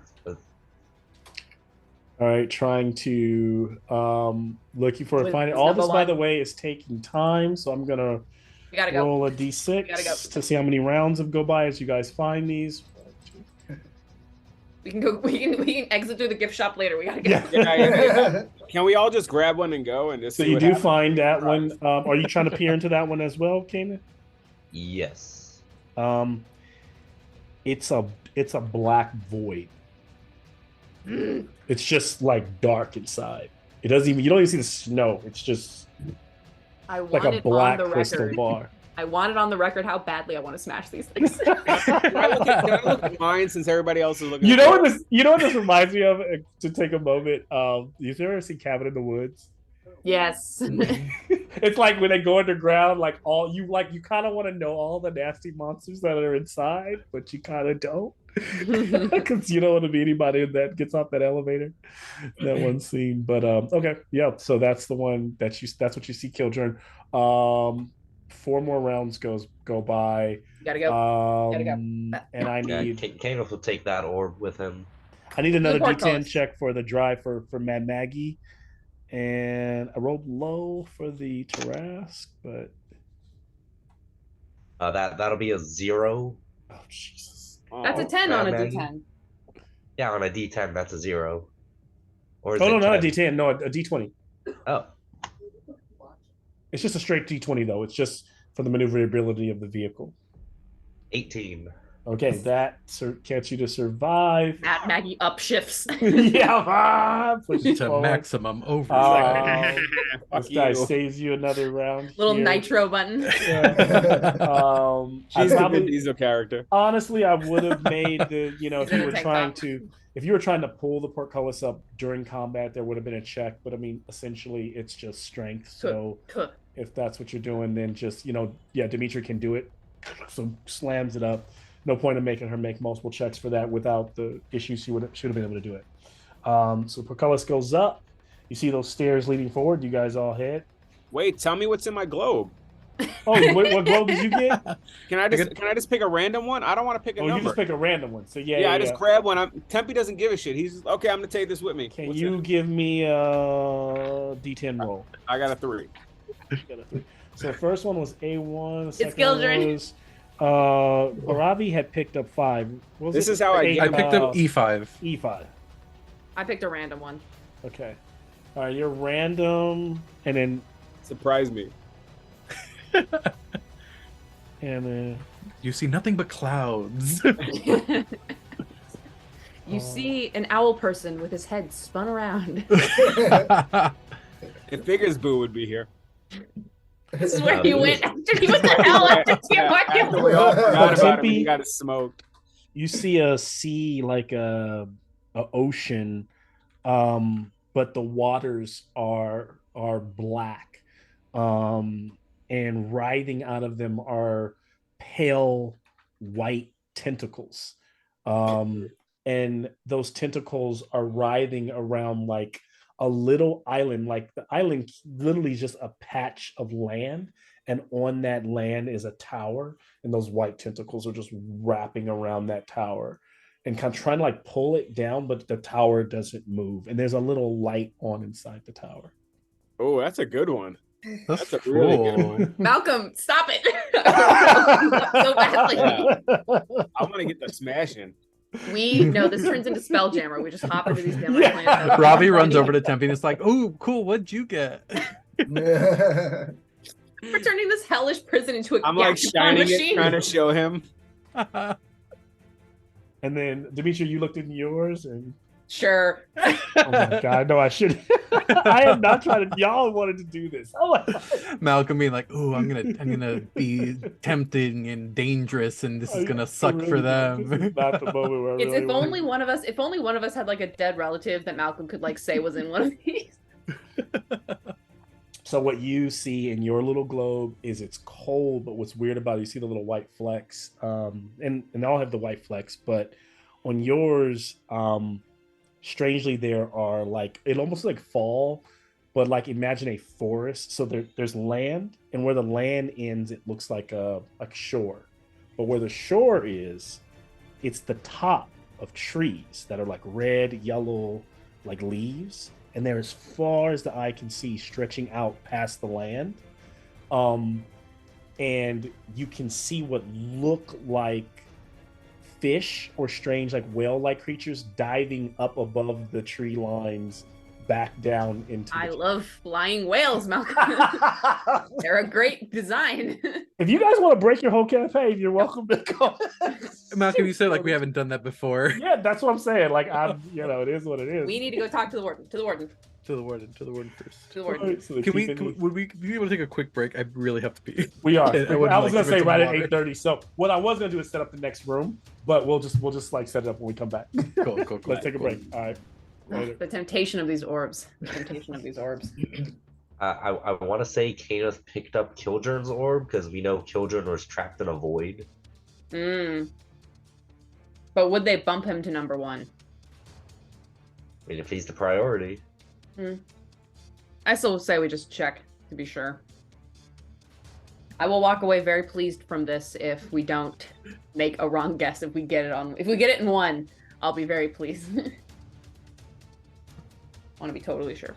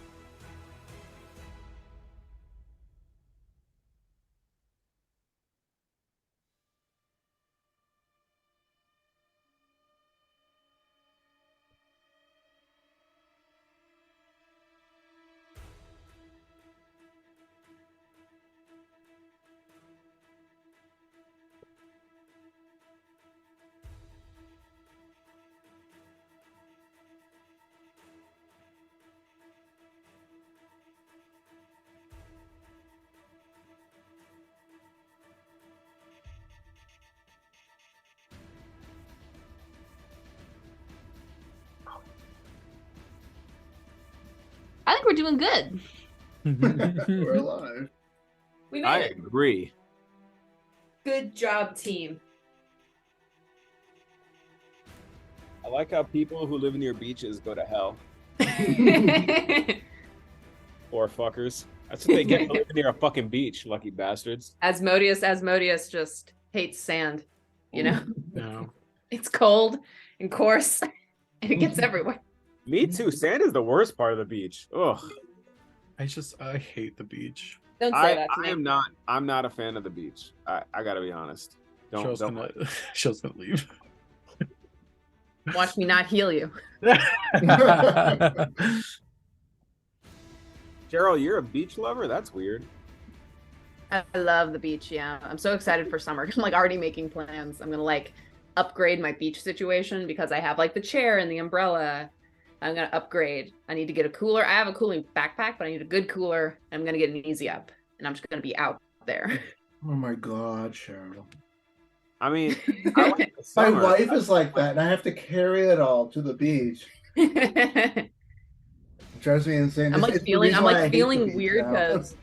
because what's it? Because I keep all my beach stuff in my trunk in case of beach emergencies. But when I was helping my mom this weekend, I took the stuff out of my trunk at her house to like load up more boxes to move them to her new house. But I forgot to go back and get them, so they're just chilling in my mom's garage now. And I feel so like, what if someone wants to go to the beach? I won't have my chair or my umbrella.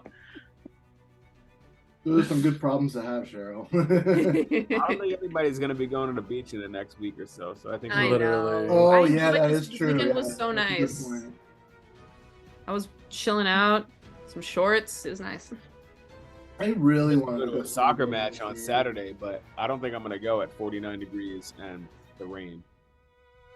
I'm not feeling like Awful. sitting out there. I don't think I'm gonna do that. I'm gonna Bad stay for your home, health. do some writing, Yeah, finally Yeah. finish a drawing, I guess. I'm gonna play some video games and get drunk.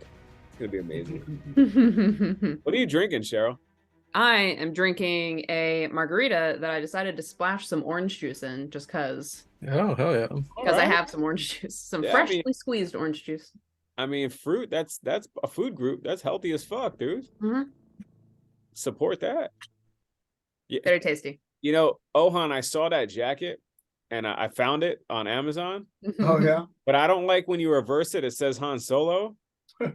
Here's the thing. I really, really love the Star Wars universe, but I don't give a fuck about Jedi, and I definitely don't want I never want to like when we were talking about like cosplaying shit in the chat. Like I don't want to be like one of the Star Wars characters. I want Right. to be I want to be myself in that world. Right. You know what I mean? You want to be your OC, Or I want to Yeah. be Original character. I want to be a character that I create in that world, not that. And I love I like the Resistance people. Like that's why Andor is so good and Rogue One, because it's like regular dudes doing like dope shit. You know what I mean? Mhm. And like fucking Yeah. people. Like my favorite character in all the entire Star Wars universe is Saw Gerrera, because he's like this militant extremist motherfucker. Like he's like literally a terrorist. I am the only Even one. the Alliance doesn't want to Clarity fuck with him. of vision. I love that dude, man. He's a little paranoid, but I mean, who's not? You know what I mean? Like, And also, like, Yeah, I he's mean, if you're buddies with living in that Luthen, world, like, it that's makes what I'm sense. justified. saying. He's buddies with Luthen. He Super needs to be paranoid. Right? Yeah, dude. That's what I'm saying. I like that fucking dude, man. Damn, I'm so down. We should go. We should definitely go to the park. We gotta do it. I really want to do it. Like I'm literally All of like this talking about doing stuff, we need to figure out what we're doing for WonderCon. We need to figure Oh yeah, out. we should buy our tickets like soon. Oh, that's right. I was thinking we could go Saturday. I feel like Saturday's just a day most things are going on. Yeah. Yeah. This Usually the Saturday? best day to go. No, it's Saturday, March. Let me check. Like the 27th, 25th, Something like that. something like that, because it's the end of finals week for me. That's too short notice for me. It'd be March 25th. Yeah. March 25th. I'm looking at it right now. What do you gotta go like? There's no tickets. It's like badges. Is that what you do? Badge purchase? Let's see, badge purchase. Bro, I might actually be able to go to this shit for free, man. WonderCon badge sale? No. Oh, here. Click here to purchase badges for WonderCon. Send the link. I'm going into into Discord. Dunk. Yeah. Nice. Yeah, see, I think it might be I too need late. to make an ID. Prices. I have to do mine through my phone because that's where my information is. Okay. Yeah, I'm not gonna do it like that. I gotta do it through my phone too, because I'm fucking Where is I it can't at? do shit right now. I put the link in the Discord. Oh, okay. They give us passes to go to Comic-Con every year, and I never do it because I don't want to go to Comic-Con. So many people there. Dude. But at WonderCon, we will be some of the people. Yeah, there. yeah, that's You know different. what's That's funny? different. I don't I- usually know anybody going to Comic-Con. Yeah. Or the people that I know are not people that I like generally. So I like going to that kind of stuff just because to be in the city while it's going on, whether you go or not, it's just always like a good time. Like You get to see people in cosplay going to Starbucks. yeah, it's great. Like and then like just the bars and stuff after are always lit. it's too many people. It's Man. too many people. Yeah. I'm not. I feel you on that though, to some degree. You know? Oh, Dude, wait. I haven't left my house in like. No, I'm lying. I did go to Target the other day, which is like Target doesn't count. it's like Target 3 is your blocks from home my away house, from but home. in like the last 8 or 9 days, that's the only place I've left the house to. Like I like to just stay at home. Dude, I don't ever want to leave my house. I got all my shit is here. I got video games, I got food, I got booze. Everything I need is here. Look, I You can wear no shoes, comfortable pants. shoes. And your wife is cool with that? Well, she can go do out. She can go out if she wants to fucking go out. Oh, dude, my wife. If I tried to do that, my wife would kill me. I hate going out. She doesn't like Me to go out too. much either, you know. But I don't ever want to go out ever. I don't either. Like Jennifer likes to go out more than that. She does. Yeah, she'll make all the Target runs and stuff. Because if it was up to me, I'll just order everything online. Everything everything gets ordered straight to the house, bro. And she's like, "You're spending so much," and I'm like, "I don't care. I don't want to get in a car. Convenience fee I for don't me want not to go I and don't have want to to deal with motherfuckers and other people." Yeah, yeah, dude. and she kind of likes being able to go around and grab it off the shelf. I'm like, No. nope. So we're alike in that way. No, the most simplest things, I'll just be like, no, I'm not doing it. The only time I go out is if I don't want to wait. There has to be a real reason for me to go out. Oh, I totally I got distracted by this miniature painting thing at WonderCon on Saturday that I want to do. Do we want to also try and meet up sometime to see the D&D movie while it's out? It doesn't need to be like Yes. Oh yeah, super what's soon. So down. It comes out in March. That's what the WonderCon date reminded me of. It comes out sometime in March. Let's do it. Yeah, we got to do that. Wait, so we're doing Saturday? Are we meeting down in like Orange County area or somewhere around there?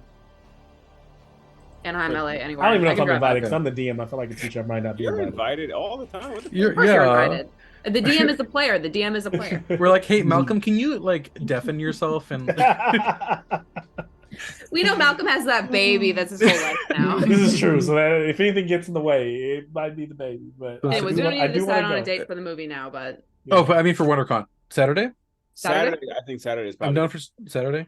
I'm And Saturday. where and oh, you Cool. said you put it in. Let me look at you. Yeah. So I can go ahead and just buy my ticket now.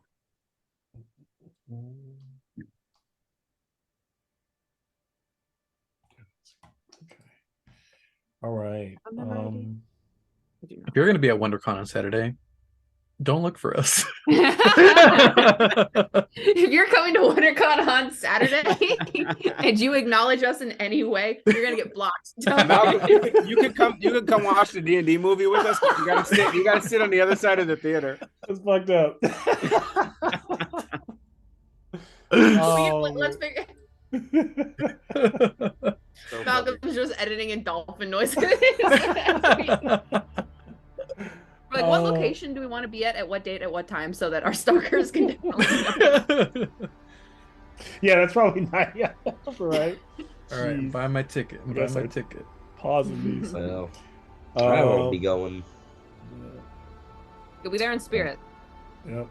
Yeah, just because I'm 2 states away. If I was still living in Alpine, I would drive down, but. And so I think we'll pick back up.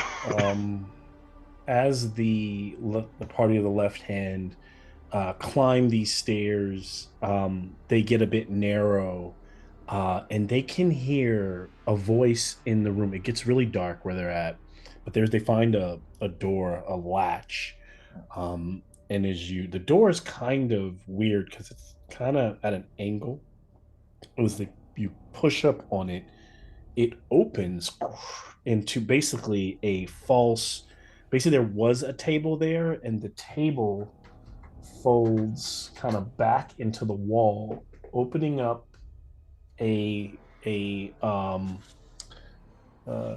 would be a hole in the floor or a trap door in the floor for you all to climb out of, and the stairs kind of lead right up into this room. The room is dimly lit in like a faint kind of bluish green glow. So nothing has to do with those two little colors that I put there. Just did that for effect. What does stand out in this room as there's a strange kind of circle, almost like a pentagram, like carving in the floor, like a glyph, and the room is really dark. Besides that thing kind of glowing with that faint greenish light as well. And you could, as you were approaching it, you could hear, like a talk, like someone like kind of mumbling. So you guys are not like just bursting in. I imagine that you're probably kind of taking your time. But as you open and peek into that room, there's no one there. But across the room on the desk over here, sorry, is kind of like a old school. This is more meta for you all, but as characters, it's kind of this like it's basically like a gramophone, and an old like little record playing, and they on the bottom of it, it's like it keeps spitting out the same, like there's a stack of papers, like it looks like it might be broken. Maybe it happened from the rocking of the prison, and some of the papers are falling on the ground, but it's talking and it's starting to get clearer, like it's saying the same thing over and over, but what it's saying gets clearer as you get closer and as it clears up. And so there in the room, it says, the 4 prisoners were inducted today. Prisoner 20536H has a death stare, but what do you expect with 4 eyeballs? Prisoner 20436H, the red skin smelled more horrid than usual for his kind. He was taken to cell 66624C. Prisoner 203-6H has bat-like wings. Protocol is to have them tagged and cursed so they cannot fly. Prisoner 203-36H and 205-36H both have wings and were sent to cells 66623B and cells 66625D. Prisoner 204-36H's sword is bright and shiny. I think I'll keep prisoner 2023H26H's armor because it's cursed. No one should touch it. Prisoner 20236H and 20536H both have dragon heads, so one of them is definitely going to 66622A in terms of the cell. So this is saying, over as ridiculous as it sounds, you can tell though that the papers that are printing out, they're falling. There's kind of like a transcribe of this. So I will drop this in I will drop this in the chat. Malcolm, the amount of notes I was taking. I'm sorry, Cheryl, you're not gonna get it. And then there's a pathway down here with stairs leading up another level. So that's one of the things they say about it's. So I write in cursive because it's faster, except for numerals are not faster in cursive. I'll drop this in the chat. Yes, I was that GIF, Lex. I was that GIF. It's probably not gonna look great either, but yeah, there it is. You can always put it in Discord. Oh yeah, I could do that as well. So I'll be trying. I love these kinds of riddles. I love these kinds of riddles. Copy and paste, put it in my notes. You type your notes? No, but I have like a notes thing on my D&D character that I just throw things into that none of it makes any sense now. That's 4 eyeballs, so that one's not him. Red skin, not him. Got like wings. Okay, wait. Here. Let me all right. So we've got. All right, Malcolm, how are you going to screw us for time passing while we try and figure this out? So yeah, so I guess this is a puzzle. I imagine that your a little bit meta-wise, your characters in character work a little bit faster, and so I have put a time limit on this in game. Okay. But it's you guys will be, if you figure it out, you're figuring it out much quicker. At the same time, though, let's say I'm giving you every round is 3 minutes of real game time. That means things could still happen while you're trying to figure this out. Because in this entire time, the place is still shuddering. This doesn't change the fact that everyone outside is still trying to run from a Tarrasque. The place still shudders, but there's a moment for you to try to figure this out. It's got to be. So Killjurn is one of these guys, right? Yes, Yeah. these are the last inducted, so it would make sense that Killjurn was one of these. Guys, it's got to be one of the dragon heads, or it's got to be the sword bright and shiny. Well, 20236H has cursed armor, but 20536H armor wasn't cursed though, was it? Well, cursed in what sense? Like if you have like Bahamut armor. Oh, that's a good point. Both had wings. Because 20536H has 4 Oh, he did eyeballs. have wings though. Doesn't he have wings now? Yeah, fuck.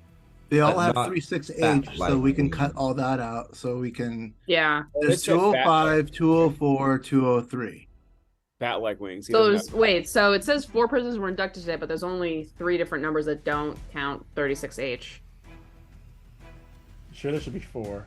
You don't have 4. Oh, 202. No, there is 202. Yeah, it should be 205, 204. Okay, so the dragon heads. 202.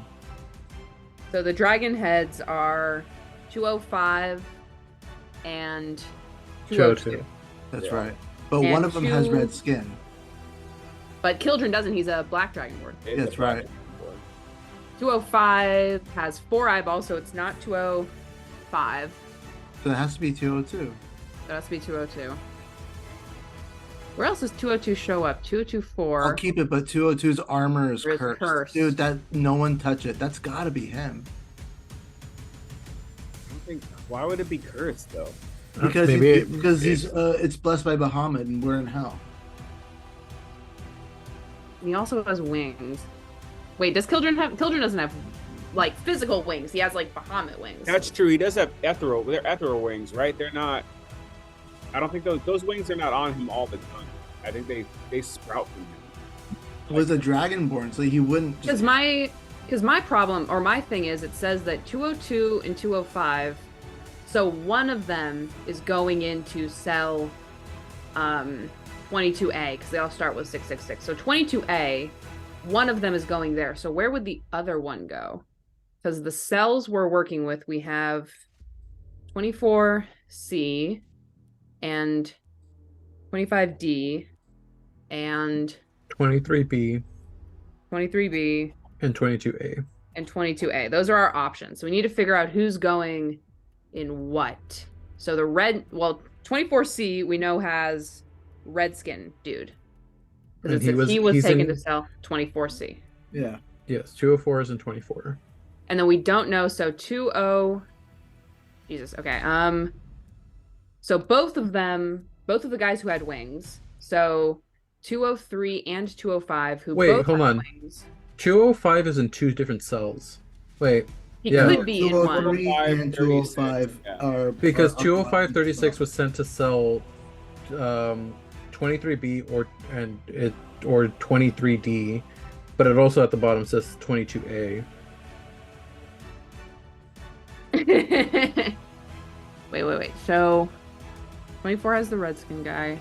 Bat-like wings, cannot fly. Guy who has bat wings, and 205 also has wings. And they were sent to 23B and 25. So D and B both have guys with wings in them. Yeah. And so if 205 is one of the ones with wings, and if he's in one of the ones up there, that means that the prisoner who has a dragon head but does not have wings is in cell 22A. 22. Okay, there we go. Boom. So you guys are choosing. Is that one of the ones we picked up randomly? Is that one of our random 22A? ones? That's not one of the ones. No, that would be funny if it was, but it was not one of the ones you picked up. So you guys going back to grab 22A? 22A. 22A. All right. So they go Killjurn's back. gonna be so impressed with our brains. Can I have a? Should we also take 24C? Which one's 24C? The 24C one with is the the the red Why guy. not? the bright Why and not? shiny sword. Yeah, I think we should. No, 24C is the red guy. Can I have a stealth check from Yeah, everyone? he's the one with the red one. Is the one with the bright and shiny sword. Mm. Did you say what, stealth? Yes, stealth check. Stealth. We're all huddled together. I'm imagining all of them. God damn it. 15. Why is it that every time you make us roll for stealth, for half a second before I roll my dice, Malcolm, I forget that I'm proficient in stealth. So that's a 16. All right. I rolled an 18. Okay. Wait, I'm at disadvantage actually. To be fair. And it's still a 16. Mine was at disadvantage when I rolled that. I was pretty impressed with it. So clunkering around so far, everybody's still kind of moving pretty quickly down back into the hole to go back downstairs. That'll be 19 for Kenneth. So as you all make it in, and you kind of look around and close you hear something coming down the stairs, and the last of you, who got the highest number? Who was I hear like 19, maybe Kenneth? So Kenneth, as you look over, you can see that like in the room, there is another horned devil guard kind of like rushing down, but looking around, and doesn't, clearly dim-witted enough, doesn't see you all slipping back down below. Back in the room, because he rolled literally a 14, you all beat it. Back down in the room, you go for one, or if there's another one, you can let me know you grab it, but it sounds like everyone's grabbing I'm I grabbing grabbed 24. 22. 666 228. So 22A Yep. is what we're And I'm grabbing. Grabbing 24. 24C. And 24C. All right, that one's being grabbed as well. What is 22A? If I peer into 22A, what does it look like? It is pure white. It is and the snow is just kind of whipping around. Ooh. Is our Can I- magic up? Our magic's up right now. Magic is up right now. Now that I'm holding it in my hand, can I pop one last divine sense? Yes, and you do sense good in that. You Wait do a minute sense- though. Where did prisoner 20236H go? 202? That is 22A. That's the one Cheryl's holding. Yeah, Yeah. 20236H. It I went. thought- You're saying, if you're believing that right now, that it went to 22A. Yeah. Okay. Because And it's of the guys Oh, with wings. It was the red guy. We have 4 prison cells. C had the red guy. The 2 guys with wings went into D and B. And of the 2 guys with dragon heads, one of them had wings. Where did? So, Oh, I see. so because the dragon guys were going into one of 2, Yeah, or yeah. the dragon guys were going into 1, we knew where the one with wings went. So since Killjurn doesn't have wings, Right. he's in 22A. Unless, So you- All right, unless What do you do with it? Killjurn's wings are popped out right now. 'Cause he's swirl it in- around onto the floor. Throw this thing down as hard as you can. Dimitri, the ball kind of hits the ground and shatters, and it leaves behind this kind of white mist that almost looks like hot ice, like swirling. And from that, this light beams up, this radiant light bursts out as the silhouette, bright silhouette of Killjurn kind of stands before you all. The ethereal wings come out for a second and show themselves, and then blast away as he has arrived there on the scene. Good job, and good job not being tricked by the fact that 2 had wings, but neither one of those was Killjurn, because Killjurn's ethereal wings would not have been out when they would not have probably known he had wings when they inducted him. So good shit. Yeah, so smart. Meanwhile, Ebony and Aramis are somewhere in one of these. Got locked in. How come you're muted again? Shoot, and then you took, what's the other one that you took though for me, Ravi? That's why I know. 24C. 24C. Our Can I look red in that buddy. one? Can I look in that one? I want to look in it. Yeah, 24C. Let me make sure I'm saying it. Look into it, and it's one of the main characters from the new Tiefling or the Tieflings, whatever that show you were watching with the stars. Oh fuck, what was it called? So is that 20436H that you? Yes, 24C. 20436H, yeah. It is a hellish, like the white whipping around is like a blizzard, but you can see a red burning core, kind of like a sun, like a dark sun at the center of it. And you can almost hear like a guttural, like. Can I whisper hello to it? Yeah. And it just calls back, yes. Free me. We'll see. Free me. Here's a question. Here's a question. So the give you soul coin. power beyond measure. Know your audience. So the soul coins power the car. Mm-hmm. Would these also power the car? Who knows? I mean, you could throw one in the furnace. No, oh, this is gonna be like putting diesel in a gas engine. Yeah. That might not be good. No, it's a nitro boost. It's a nitro boost. So I will say this, to paint the picture, Killjurn is free. So technically this whole upstairs guy, the Amnizu, who's the greedy warden, kind of off the plate unless you really Let's want get his out of here. finger. Howdy. Yeah. So you guys Silverhand is holding concentration. We gotta get out of here. Good to have you back, dude. We gotta get out of here. Killjurn is like, he seems a bit groggy. He's like, trapped in there for feels like forever. As he tries to get his voice back to, yes, let's go. And those two doors that are open beneath the Tarask, that is when Hope you got some smites ready.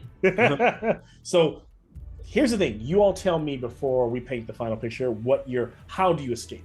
What do you, because you know at this point I think we can all paint a picture of what this place looks like in our minds and where you're actually at. So what does escape actually look like, seeing as some of you can fly, some of you can't?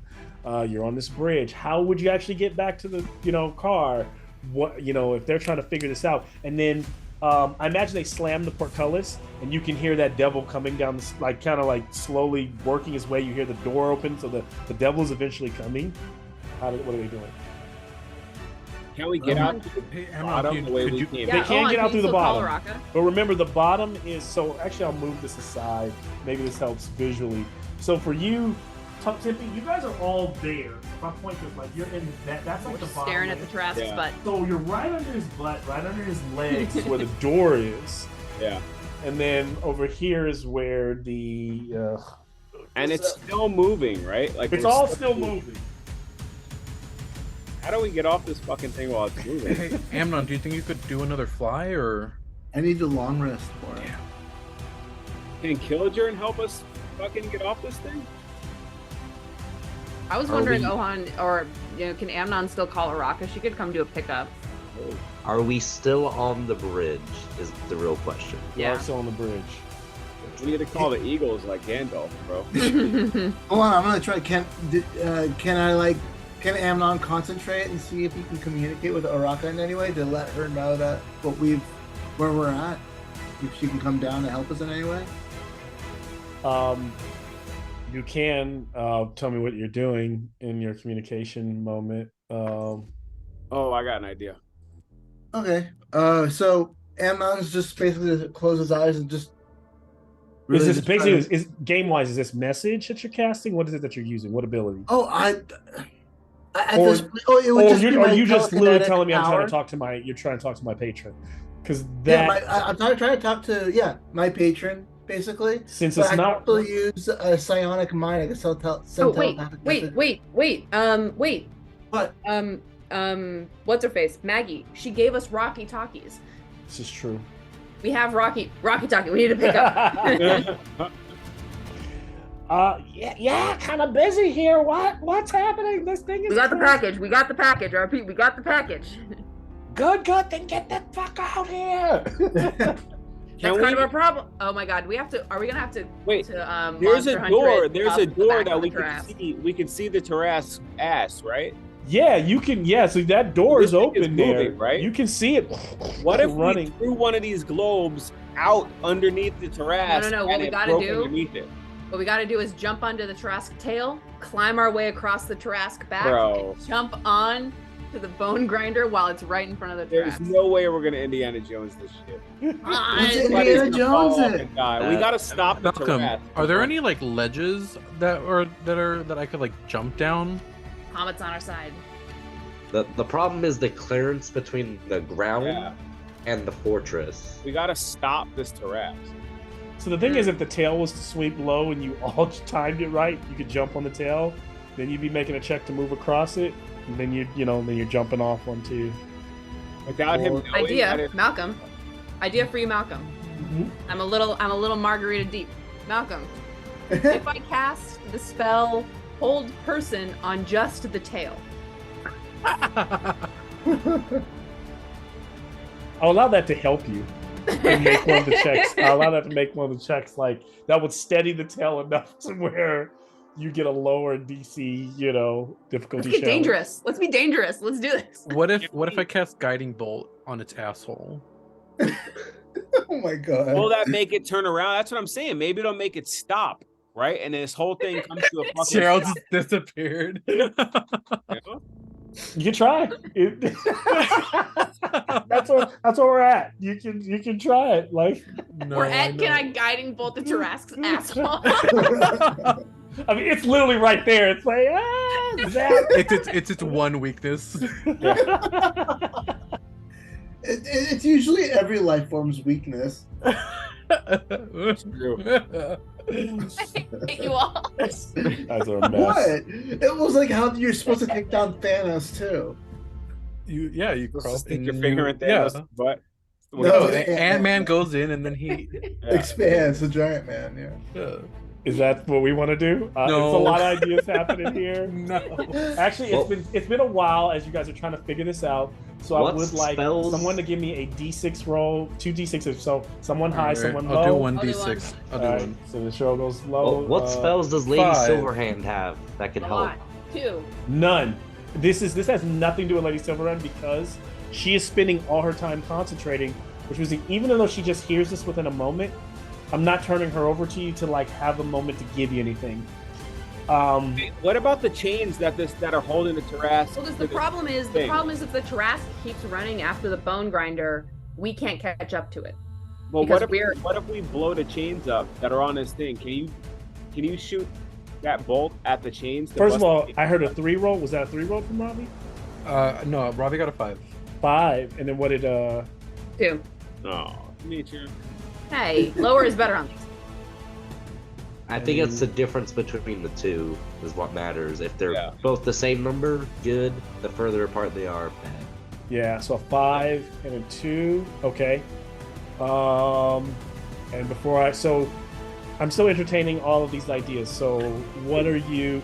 I mean, here's the thing. I just don't want it to be too meta, like because we've looked to Lady Silverclaw.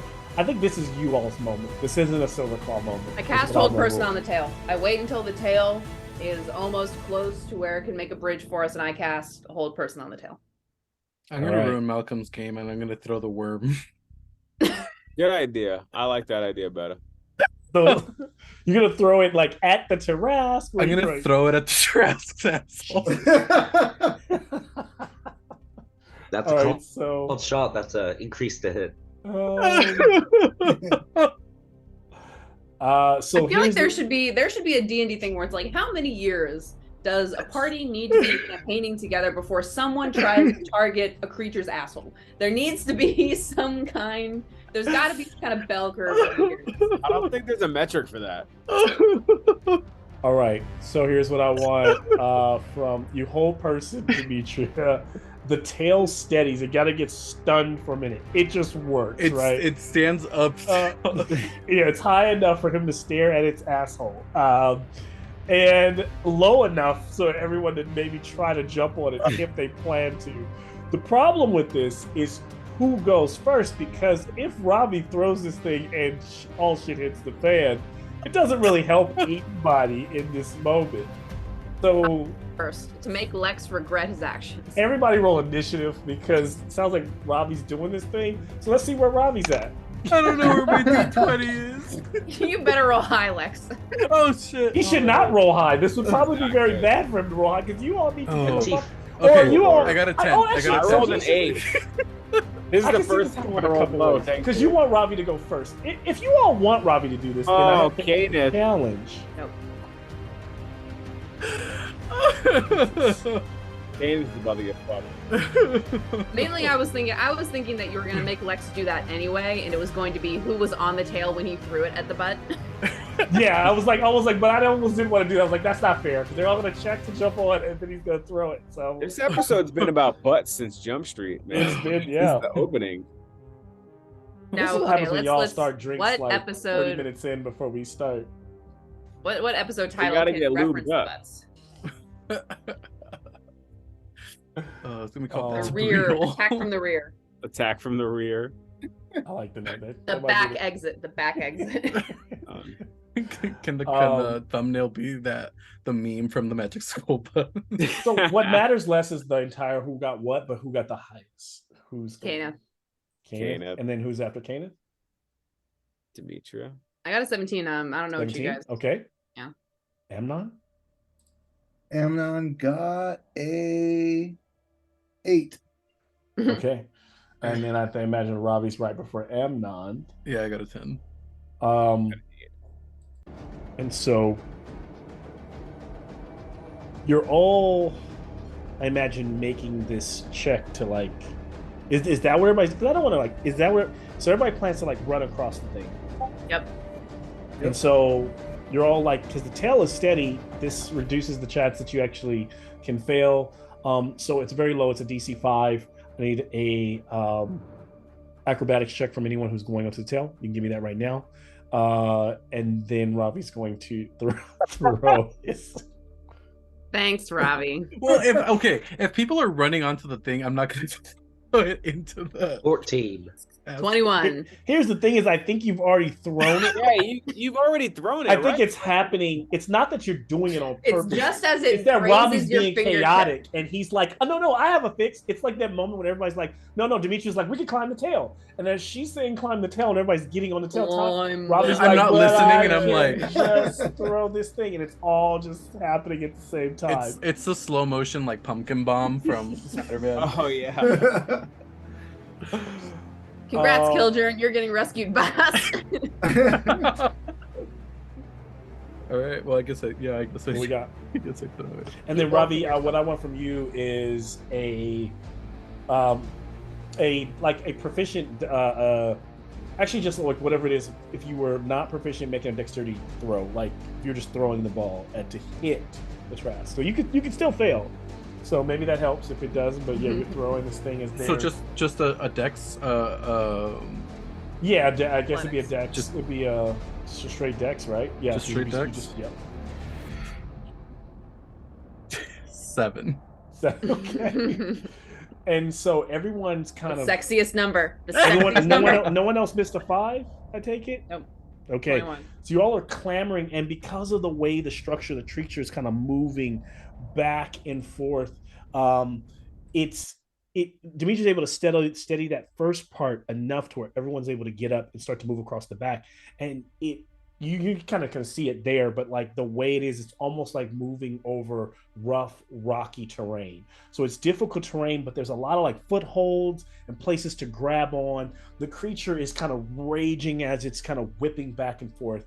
And then right when you're at the middle, Ravi is like kind of toss that ball and that glass, and it slams against the ground. It does not hit the Tarrasque, and it kind of hits the ground and shatters. But as it shatters, Ravi, it doesn't shatter under the Tarrasque. It goes kind of like halfway under the Tarrasque and under the structure. Okay. And then just kind of boom, kind of like buckles, and the whole thing, like a train, kind of starts to like do this, and the ground begins to crumble beneath you. And it kind of like the chains begin to twist, and that thing is like blasting open. And as it is, there's like this strange ethereal worm thing enveloping and starting to grab onto this. So it's all like in slow motion. I need a dex save from everyone to Person try to Belfmort. survive and be basically what you're trying to do is you're being flung forward. And all of you that are on the Trask are trying to be flung onto the demon grinder. Everyone, Can I say that I'm on the rocket talking magic? Robbie, You get a plus where two, this right? is, you're still inside the structure. So you're looking at your friends kind of, the Trask is like being blasted forward, taking all that cold heat against its ass, being like pushed up. And what do you do standing there in the doorway? Is there escape for you? What do you plan to do?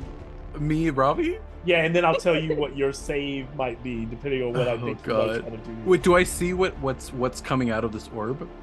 Yeah, you can kind of see that. So it's kind of like being blasted where chains are ripping as this thing. The whole structure is kind of twisting sideways. The ground is giving way into the green goop below.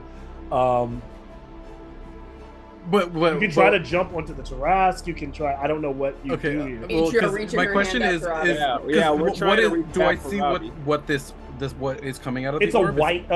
It's a giant white, and its belly is kind of like pinkish, but it's a frosted like worm. But like, I want to try to jump onto the head of this worm.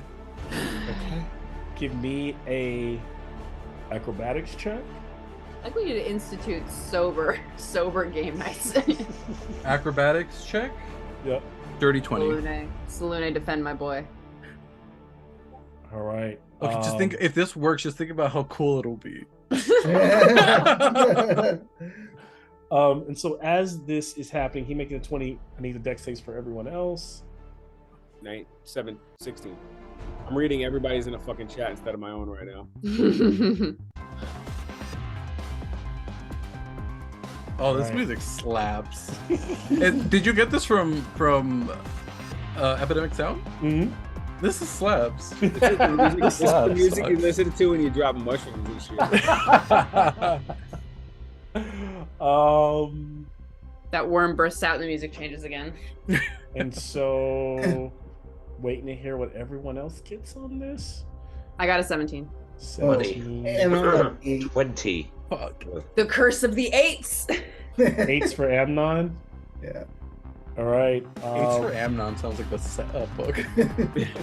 Check out our curse of the eights merch.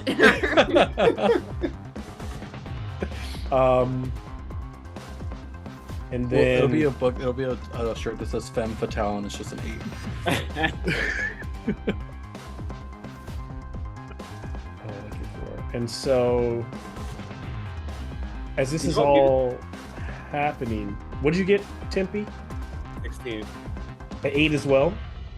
16. 16. Okay. Double it. I got a pass. Like, So it sounds hey. like I got a pass from Kenneth. Robbie got a what? A dirty 20. Dirty 20. I got a pass from Robbie. Demetria got 17. a fail from Demetria. A fail from Amnon. A fail from- it's not that you Cheryl, I'm so sorry. you land on the machine, but you like slam against it. You like smack Oh, against that God. hard infernal metal as you're kind of blown and shrapnel is thrown from you.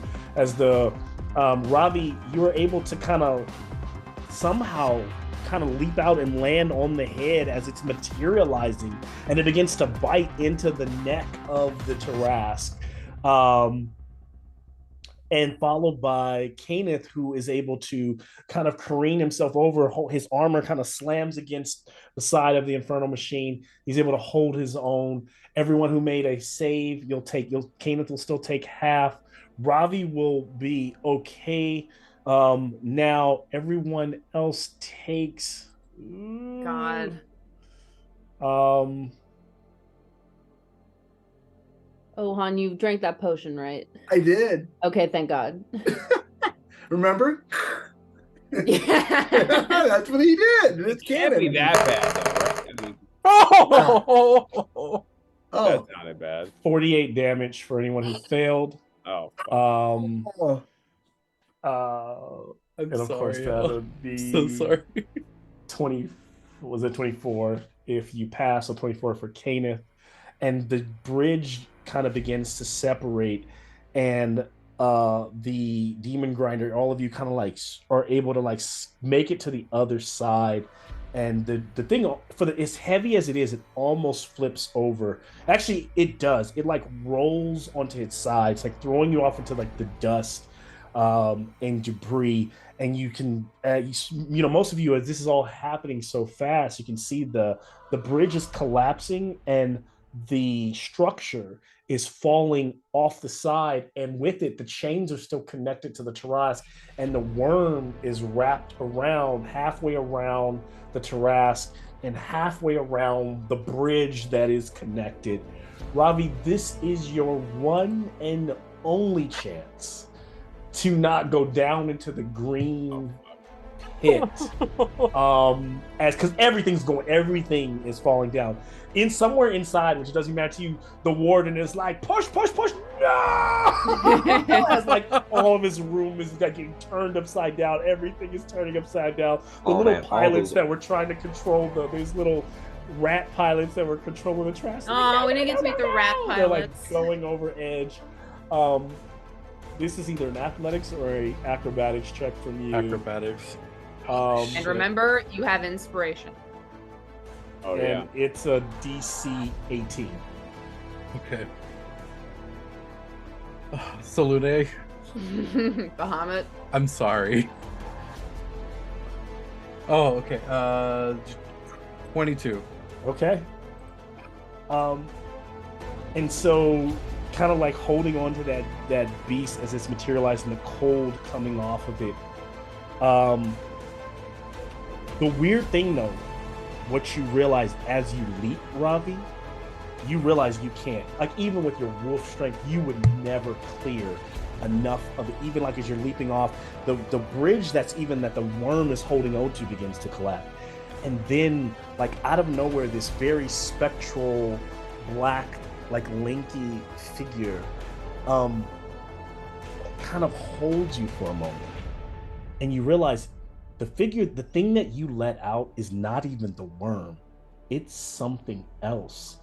And Holy shit. it kind of grabs you and embraces you, this like form, and whispers very closely in your ear, "Thank you."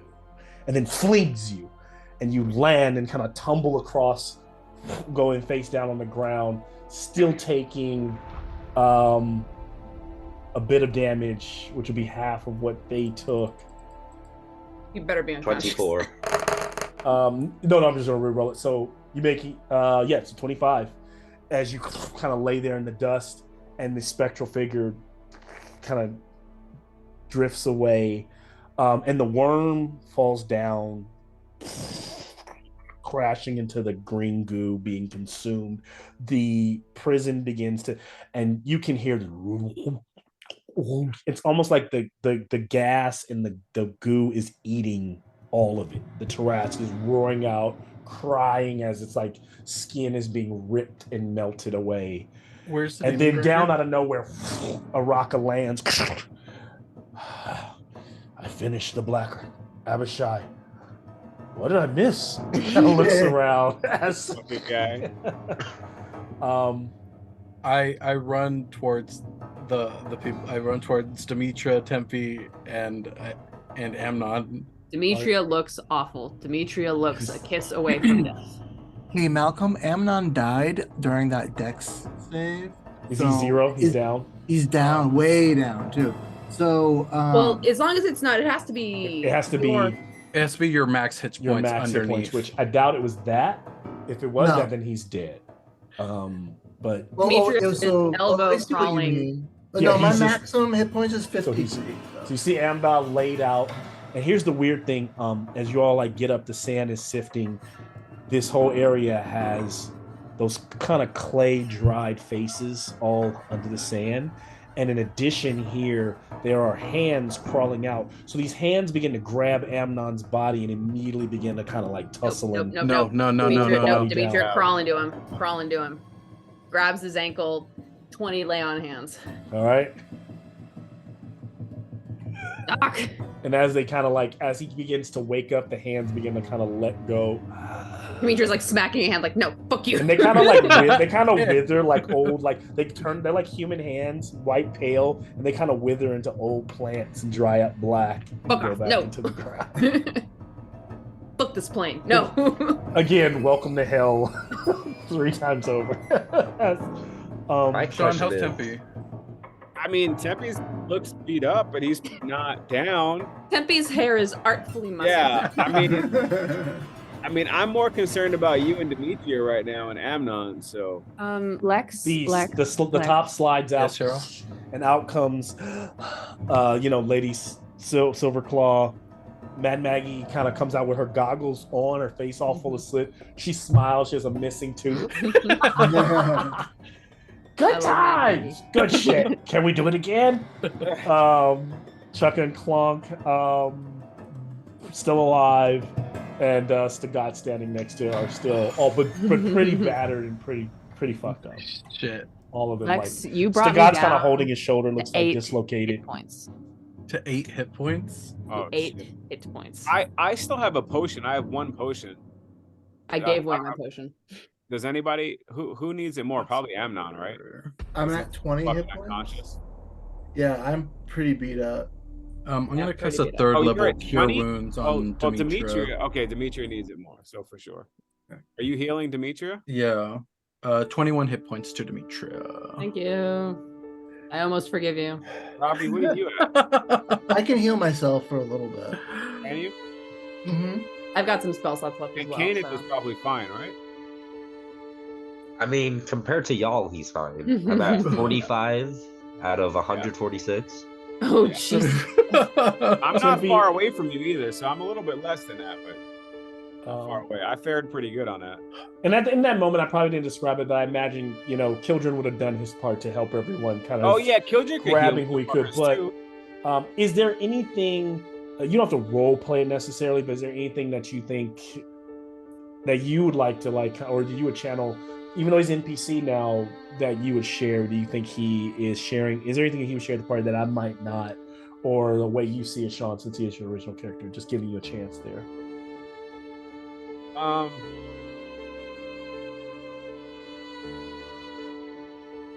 I think that Like, how would he really think? Would he thank grateful. them? Would he be I like? think he'd be really grateful that you guys came, that we came for him. He'd have a lot of reverence for Demetria as she followed through on this. That was,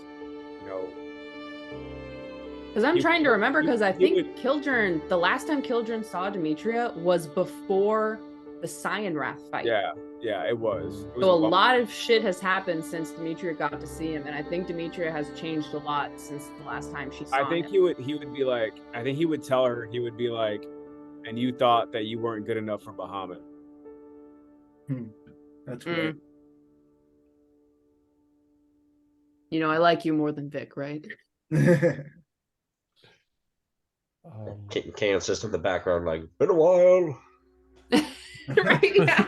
Oh yeah, he'd walk over to Kane then too. He'd probably walk Yeah. over to Kane and help him up a little bit, dust him off. You've polished your armor. It's been a long time, old friend.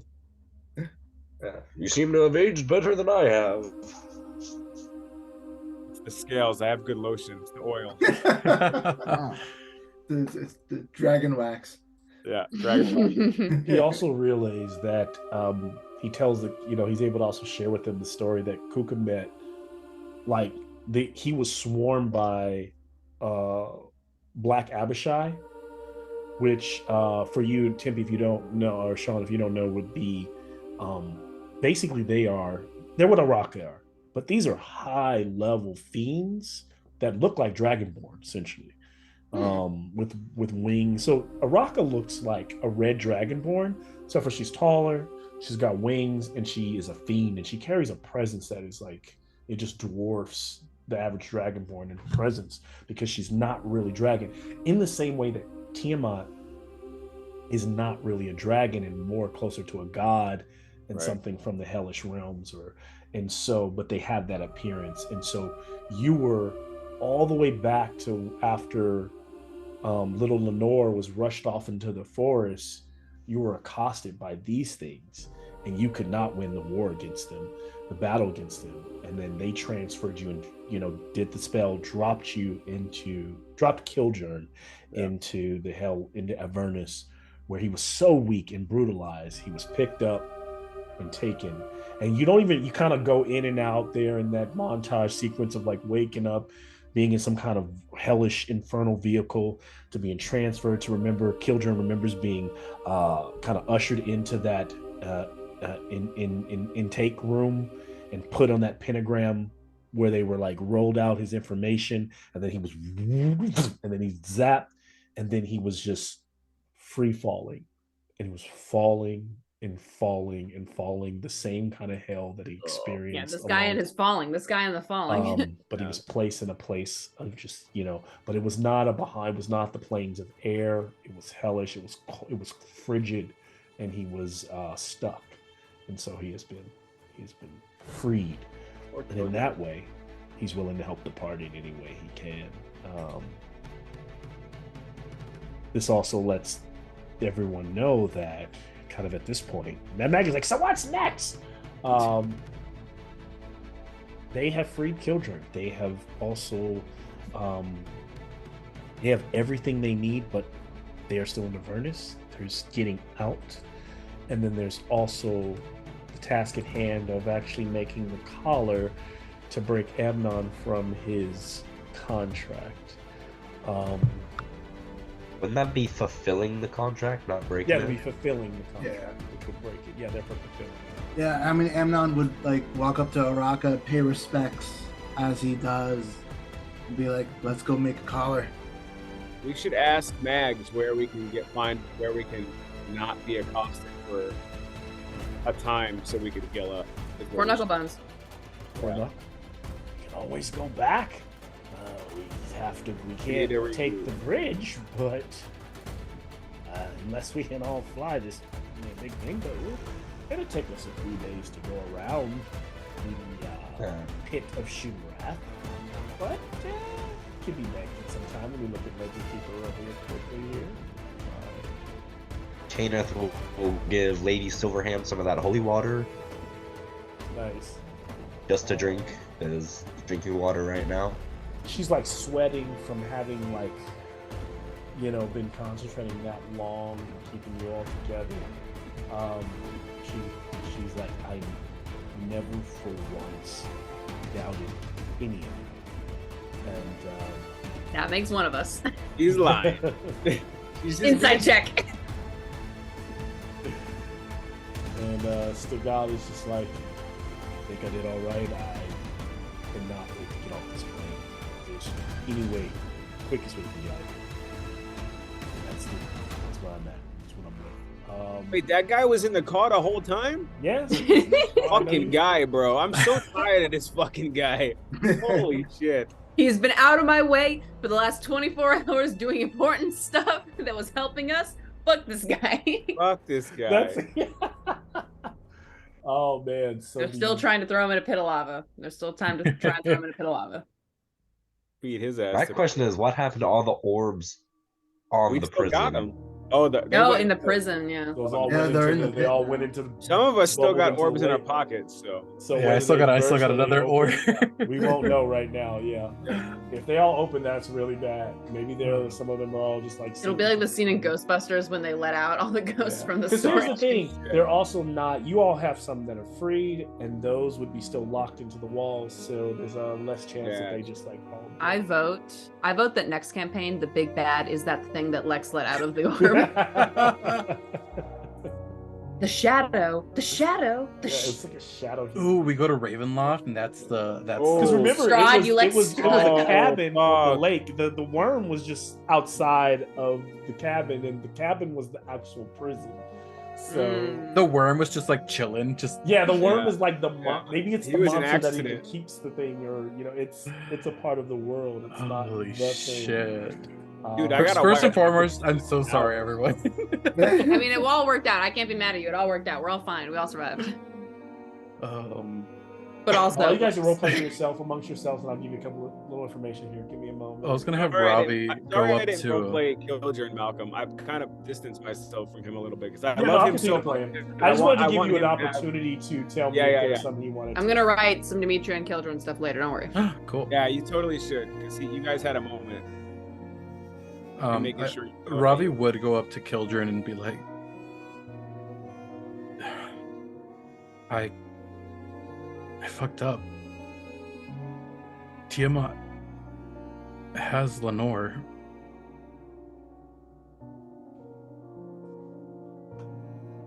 Killjurn just has one word to say. Fuck. And then a second word. Shit.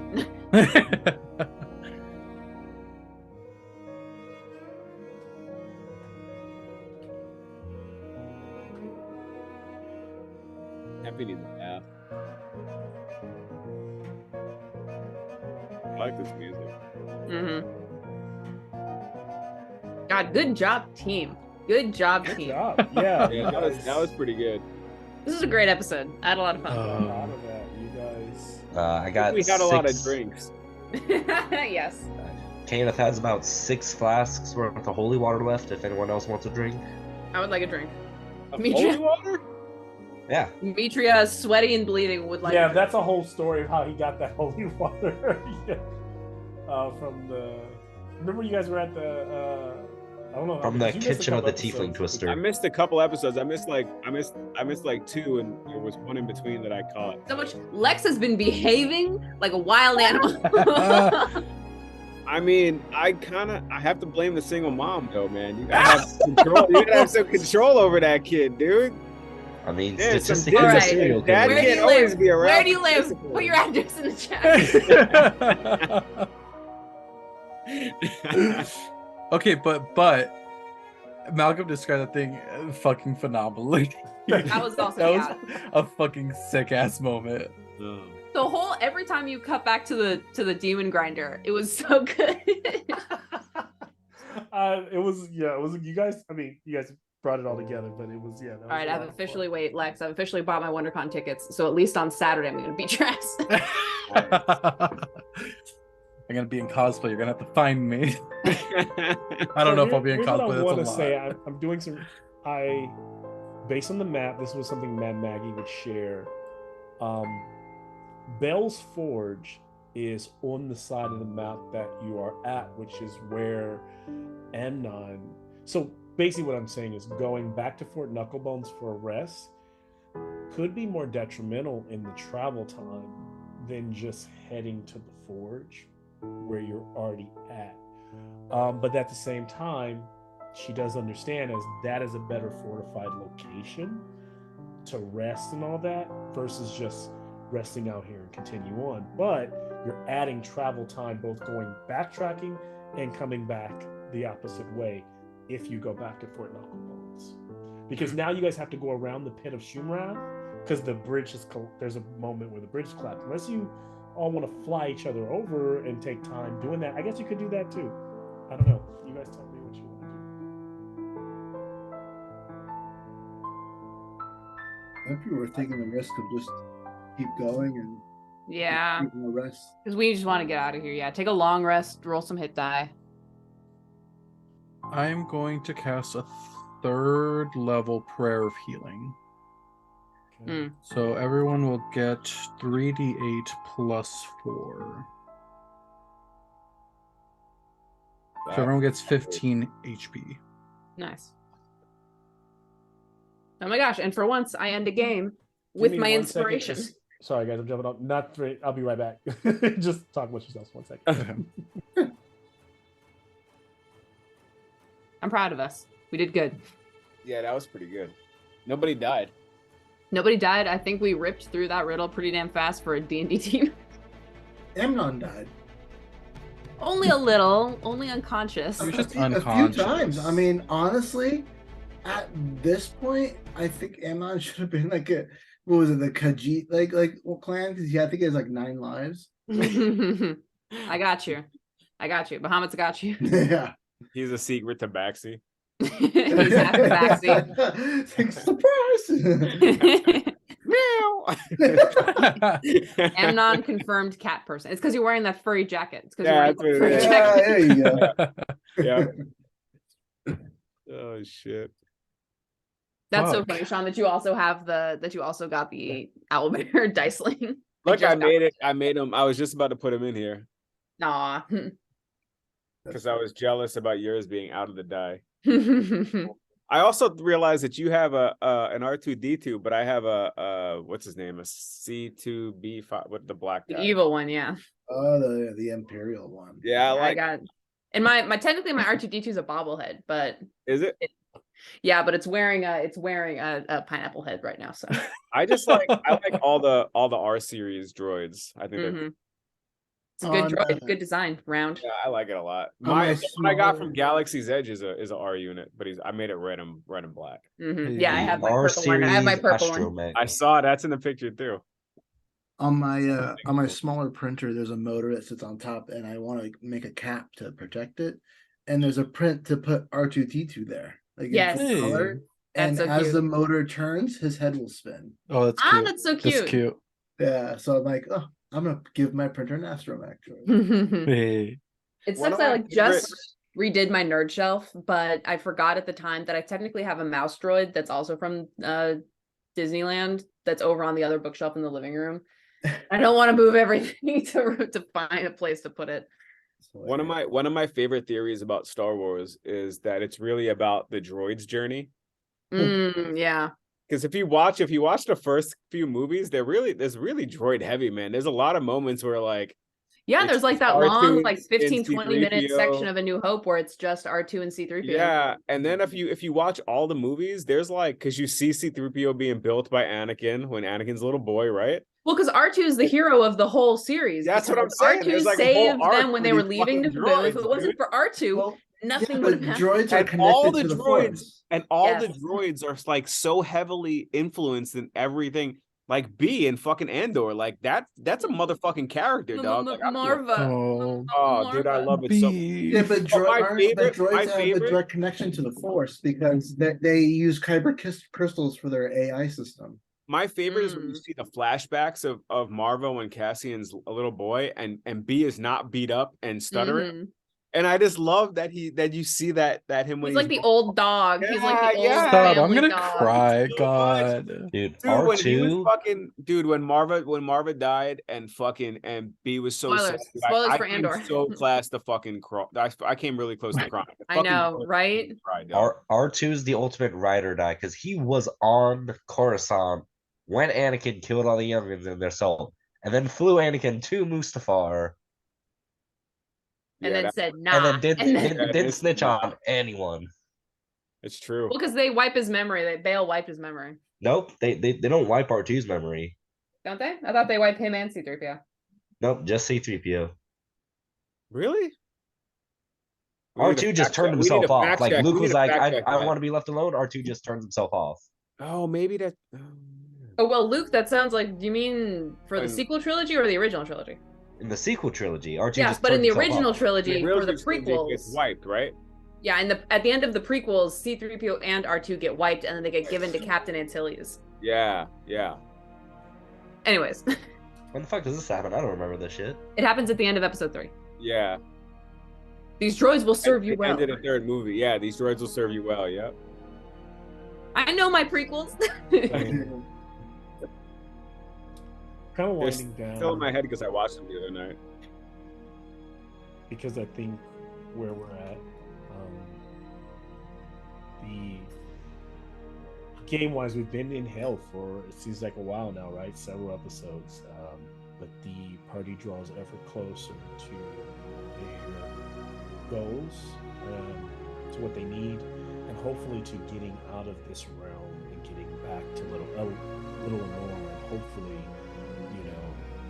Ravi, the guilt that he feels, the guilt that they shame that some of them all feel, hopefully they can make amends and that they can find her well off and in the state that they left her. But until so far, they do not know, and so they have to push on. Turn it over to you all to just kind of, as you all are, I imagine as we're taking a rest here. I am not going to say if we're getting to a long rest. I'm not going to say we're getting to a short rest for now, and I'll be very careful with my words. But we're traveling. We're on the road. Chuck and Clonk are driving that demon grinder. But the rest of you are resting inside, in or out or around it. You also have, if you didn't know, Tempe, I think four or five. I think there's five devil rides that are kind of like hitched on the back of the demon grinder, like bicycles. These are literally motorcycles. I'm definitely not outside on one of those. I'm definitely inside. This inside. But no, those are just hanging like on bike racks on the side of these like metal like spikes, as they're kind of driving off across the wasteland, right? Approaching the river Styx, which is actually just river of lost souls and just blood. Just the river Styx poured into that pit of Shumath, which you all got the feeling was an entity in itself. But now crossing the river Styx on the way to Bell's Forge, the forge that actually was what I think Lady Silverclaw and Araka used their time sharing with you, was where Bahamut had his angelic figures come down and protect the original Forge Masters, who created those collars to bind Tiamat when she fell from the heavens as a celestial being at that time. His opposite, but both of them being great, both of them having, in some way, the way Raka tells it, the myth, the legend is that both Muhammad and Tiamat had a hand in creating the universe itself, the realms themselves, but not really knowing what happened in between. Is there anything y'all want to share, maybe where you're at, what you're doing, how you're thinking, and also if you have a particular connection to another character and sharing how you have that connection? You can, what you can do in this moment, you don't get an inspiration, but to hold on to inspiration for the next one, you can give someone else inspiration, but through your role play, you can decide if you want to do that. I'll turn it over to you all.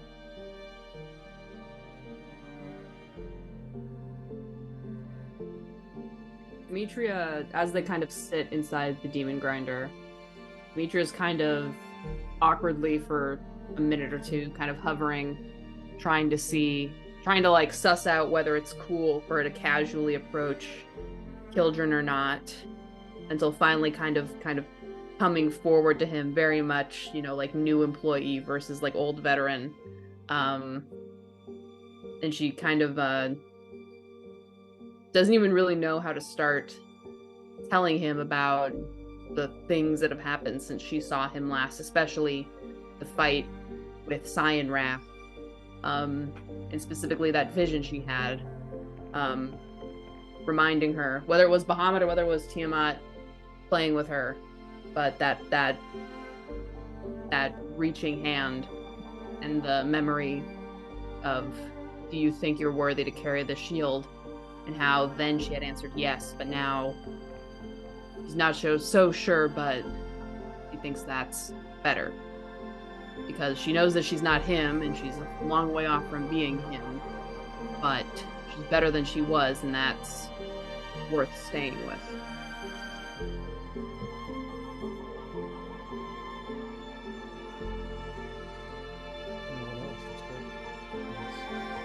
Really paints the picture. You're super quiet, Malcolm. Yeah. Oh, I'm sorry. That really paints the picture of where Demetria is at.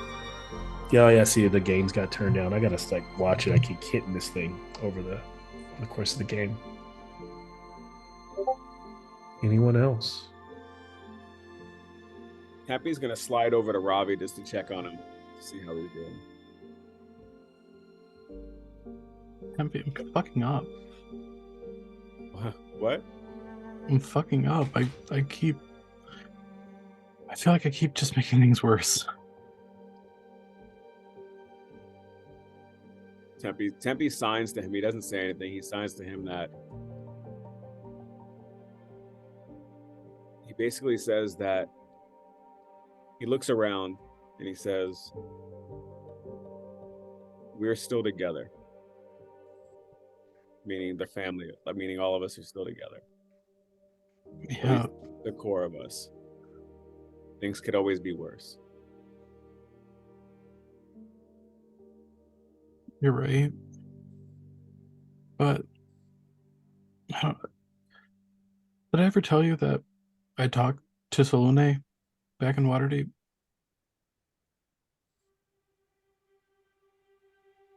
He says yes, but doesn't know what you said to him, what was said. But he knows that you spoke to her. Essentially, she said she asked if I was willing to do whatever it took to stop Tiamat. And I keep I feel like every time I try something, it puts you guys in danger, and I don't know if I'm willing to risk losing you guys.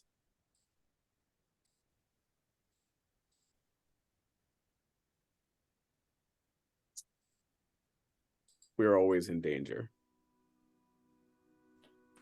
whether you put us there or not. We're in danger together.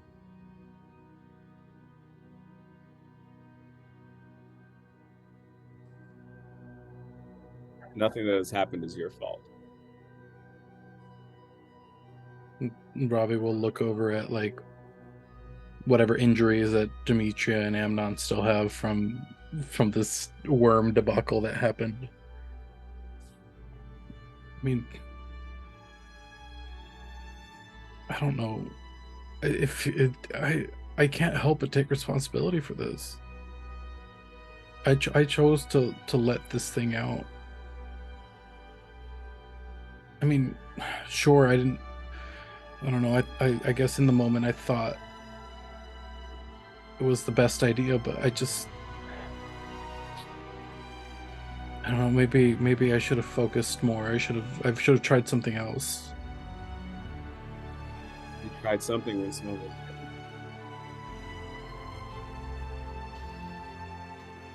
was pretty brave, if you ask me.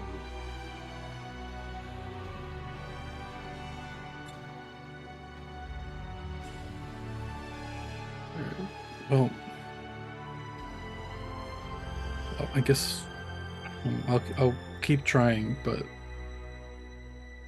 I wanna try. I wanna be a hero. I don't want to do things that are gonna hurt the people I love. Just remember that mistakes are how we grow. And you're still growing.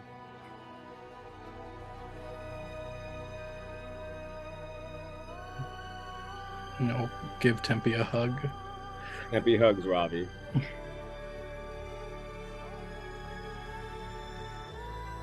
And I'll pull out the little other orb that he has, and he's like, "What am I gonna do with this?" Happy pulls out his and says, I don't know. We're gonna find out. Y'all are lucky Demetrius talking to Tempe. He's talking to Killjurn right now. Oh, We'll find out together. give you a little fist bump. Yep. Kenneth is just sitting down. He was unable to get a long rest, so he's just trying to fight off the exhaustion, but probably slowly just falling asleep. Yeah. And as he slowly drifts and is able to get some rest, he's fought well this day, continuing to protect this, for him, quite new party. He's drawn very much to them. Amnon, I take it, kind of sitting there, looking into the eyes of Arako, who kind of looks back at him with this look of determination, but also concern. For the first time, he can tell that his great patron is worried. This otherworldly being is now so connected. She's part of kind of the party, and it's this weird thing to have the thing that you have so much reverence for have a sense of doubt, right? And as Ravi is constantly challenged with his sense of purpose. He seems to have that structure, those people there who support him, both Demetria and Tempe. Tempe hugging him. And somewhere else, over a city under the moonlight, a very pale, voluptuous woman stands in her like nightgown, overlooking as dragons wheel over the city to Kesis. Prepared for bed, even though she doesn't sleep, standing on the balcony of the palace, stands looking out, kind of waving her hands, but not speaking. But we hear her internal thoughts. She speaks so suddenly, what is happening there? You fools, they should have been dealt with days ago, hours. And on the other end of this telepathic communication, she hears the figure that she is speaking to respond there in the darkness. I will get it done, my queen. I am sorry that the fools that before you failed. I will not. They will fall under my hand. And he kind of brings up this withered claw. As we kind of pull it, that hand glows like a necrotic purple and bathes a glow on a red dragon-born figure clad in very black armor and tatted Tiamat's sigil on his back. And as he stands there in this dark area, or if my name isn't Archon the Cruel, and he kind of closes his fists and will crash to black and end there. Good game. Hey, shit. Lex. Hey, Lex. Yeah, yes, Cheryl. What the fuck? I was gonna say I can't even say that to Malcolm this game. It's just so off by it. Archon the Cruel. He seems cute. I don't know. I'm into the look. I'm a big fan of Archon the Cruel. Big fan of Archon the Cruel. He has some musical sting? Killjurn is modeled a little bit after Archon, slightly. No. You all know who he is, right? Like, I have no idea who he is. Oh, I right. have no idea who he is either. Yeah. I have no clue. That's crazy because you guys are critters, so I thought like you guys would know from I the built early critters. Killjurn because of Archon the Cruel. Oh god, I'm a Critical Role person on paper. Yeah, I love what they're doing. I'm not necessarily keeping up with everything. Yeah. I'm the same way, so yeah. I'm a He's Joe I'm Manganiello's character. an agnostic Yeah. player. I'm an agnostic That's Joe player. Manganiello's character, though. But I don't think he only played them as like a guest in He played him as a guest only in Crit, Yeah. but he's really Joe's character. So if you're not a Joe, Yeah, then you gotta be like I've a always Joe thought head. that You're not a people- Joe head. Can I tell you the Maybe a one thing I Joe know fan. about Joe is that he just got a really nice gaming table. That's literally all Yes, I I know. oh, know that he's table fine as hell. is so He's gorgeous. married to His Sofia basement, Vergara. his basement. That also is that he's married to fucking Sofia Vergara. insane. Yeah. So he is like, so the only thing I know from the Critter story is that in the season 1 or 2 that he stole the he has the hand of Hand of Vecna. Vecna. He has the And hand has of it on his Oh, arm. shit. Yeah, but he's essentially an evil dragonborn that has dedicated his entire existence to Tiamat. Yeah. I'm loving this credits music. Yeah. Little chibi versions of our characters dancing Yeah. across the street. Yes. But he- Yeah, it's he's kind like- of anime. Monstrously strong though. He's fucking strong. So it's Archon's monstrous. Oh, it's a good What thing was- we leveled what is up, he- right? oh my gosh. Let's see. Last time I leveled you all up, I usually do Last 2 year. to 3 episodes. What you all did is you broke out Killjurn. I actually We want to haven't start leveled to, up since we got to hell. but you got to, which is on purpose. I wanted it to be that way. You got to hell. You did the chase. You went to Tiefling Tail. You were in Tiefling Tail. You will level up today. Oh, shit. Yeah. Yay!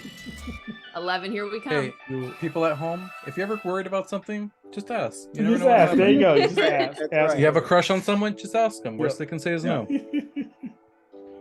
I'm gonna start using Professor Dungeon Masters experience points because I don't like 5 experience points because I always use milestone, but I like his experience point system, and it reminds me the most of what Tales from the Loop and Alien uses, which is like you give players every 10 experience points they level up. As they get higher, anything past like 14, it goes to like 15. But basically, you give them, did you do this? Did you do that? Did you do that? You get 5 experience points, you level up. And that usually, and it gets slower as you get closer to like 20. But it's easier than all that calculating monsters. All that shit's kind of stupid, especially with the CR system being completely broken in 5th edition. Yeah. Doing point, especially and honestly, as if we're going by, if you're going by points in D&D, you'll never make it to 20 if you go like after you get to level 10, it just crawls. So yeah. You know what? I love when leveling up fits with narrative because we just got Killjurn back. Dimitri and Killjurn just had a thing. Yeah. Guess what level up ability is? Improved Divine Smite. I now do 1d8 extra per hit. Hey. Flat, period. Oh yeah. Yeah, man. I used to hate this. By the way, Rob, for you, Lex, I used to hate the kind of epidemic sounds. Ever since I started subscribing, some good music on here, man. Yeah, there's some good shit. Some good You have to shit, look there's for some it, good but you got to it's in really there. crawl through it. And that's a tough thing because you spend your time crawling through like. Oh, music. I've made so many Like, playlists where I'm just like spending all day just like trying to find some good shit. It's great though. Yeah. Yeah. Good game, everyone. Good game, Malcolm. Yeah, you Good game, guys. everyone. Good game, That's- Malcolm. That was fantastic. Yeah. That was incredible. That was For incredible. all the chaos, it was fantastic. Yeah. So I rolled a 0 on my D10 for a hit die. That's You a want me to get 0? 10. My thing is, I think, so you guys, so the challenge is like, will they all make it out of hell alive? Will everyone make it out of hell alive? Yes, God damn it. We're getting there. We're like, If I have anything to do with it, if me and my lay on hands have anything to say about it. Jameson, please tell me you're adding 10. And I'm just being facetious about the whole D100 calculation. Oh, you're dragging Malcolm. listen, I stand by my D100 calculations. Comment down below what side of the D100. Vote down below what side of the Tell D100 us how Malcolm you're is on. wrong in the comments. Comment hashtag Team Lex or hashtag Team Malcolm, depending on who you agree with. Shirts will be Why don't you available in A our 30 and a 0 is 40. I just let D&D Beyond do the math. Yeah. Just let D&D Beyond do it. You can do that Just too. like you let D&D Beyond do the math for you, let Atlas VPN do your internet protection But for you. I which will is say the monster. way you I don't think maybe there's not a wrong way of it, but I will say if you do There's it the definitely way a most wrong. people do it, you're changing the factors at certain moments, like for what you need. And that's You're only what's changing good. one. Yeah, and, You and change because of one. that, it throws it's so there's one way to do it where you're never changing anything, and that makes a lot of You're sense. changing all of them. What are you talking about? No, I'm not.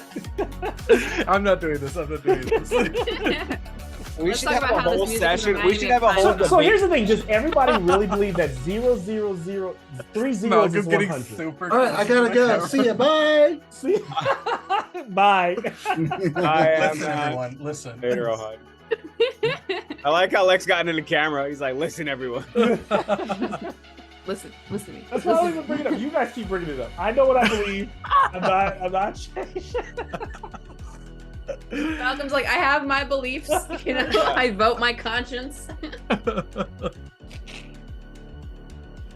Oh man, Oh, good stuff. That was Seriously, this was a good game though. For all the It was chaos, incredible and the game. drunken escapades, this was very fun. It worked out. It was fun. It was and I wanted to have a really good kind of like.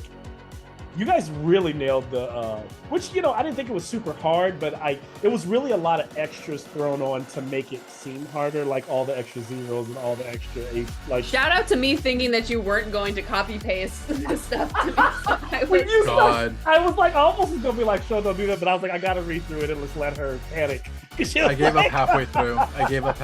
I'm so especially hyped about because- that. especially because I was getting to the bottom of the page in my notes anyway. So it's really like the bottom 3 or 4 lines That's of my so notebook are good. just covered in numbers. The way you panicked was just like, oh shit, like just frantically writing. And then as I kept talking, you're like, man, fuck this. Are you serious? I just started like listing. so I was good. like, I started doing this trick that I used to do when I would take notes. I had like a professor in community college who would talk really fast. And I developed a system where each quadrant of a flat open notebook had a different meaning. So I would only put notes where I would be able to write less, but know by where it was on the page. I reverted to that here because I'm like putting the numbers in different sections to try and keep track of, okay, that one doesn't sound reasonable. Okay, these ones have the wings, so I'll put them over here. This will be the wings corner, and then up here will be the... I didn't get that till the very end. You guys got it before me. It wasn't until the very end where I was like, oh, that now it makes fucking sense. Because math and whiskey, bro. all the I had to stop like for a all the second. 3, 6 H's are just bullshit to throw you off. So it's really just 202, and it worked. 203, And it worked. 204, It worked. 205. And then it's just 22A, 22B, or 23B, geez, 24, 601. and so forth. So the 666 is just like a number thrown in the front to make it seem longer.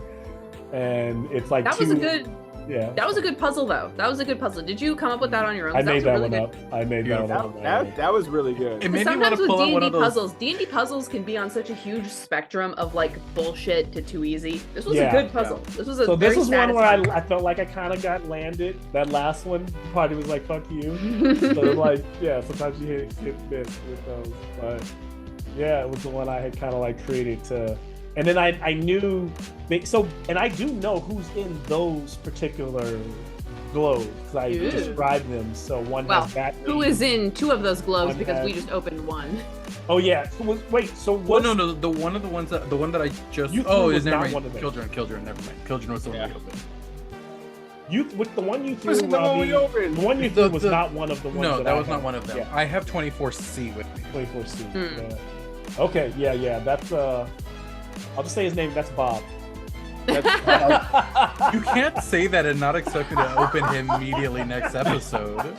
I was gonna say when we Because were all next looking at the episode orbs, opens. when we're looking at these orbs and there's like all these pastoral scenes, I was imagining, you know, when you go to the eye doctor and there's that Yeah. one where you see like a Oh, yeah. farmhouse The little on top of a red- hill and it puffs little your red- eye. The little You're like red bar in squinting the at the field. orb and suddenly right in your eye. I honestly had created so there was, just so you guys to know, there was if they just break one of these, it's just gonna be a boss fight from here on out. So like That's what I was afraid of. Plan X was just boss fight. Like it was just like they break one and it's just I'm glad we all ended it. hell breaks loose from that point forward. That was the downside of my plan to like hold the orbs hostage in like the warden's office. That was was that interesting though. I like that, but I didn't know if you guys really want to go up there and do all that because I like the concept, but I kind of felt like you had, because you did everything in reverse. So you were originally supposed to go down through the levels, yeah, get to that, get Killjurns, then go to the final level. because we're just so fight the fun and two crazy like Horn that. Devils and then 3 Killjurns.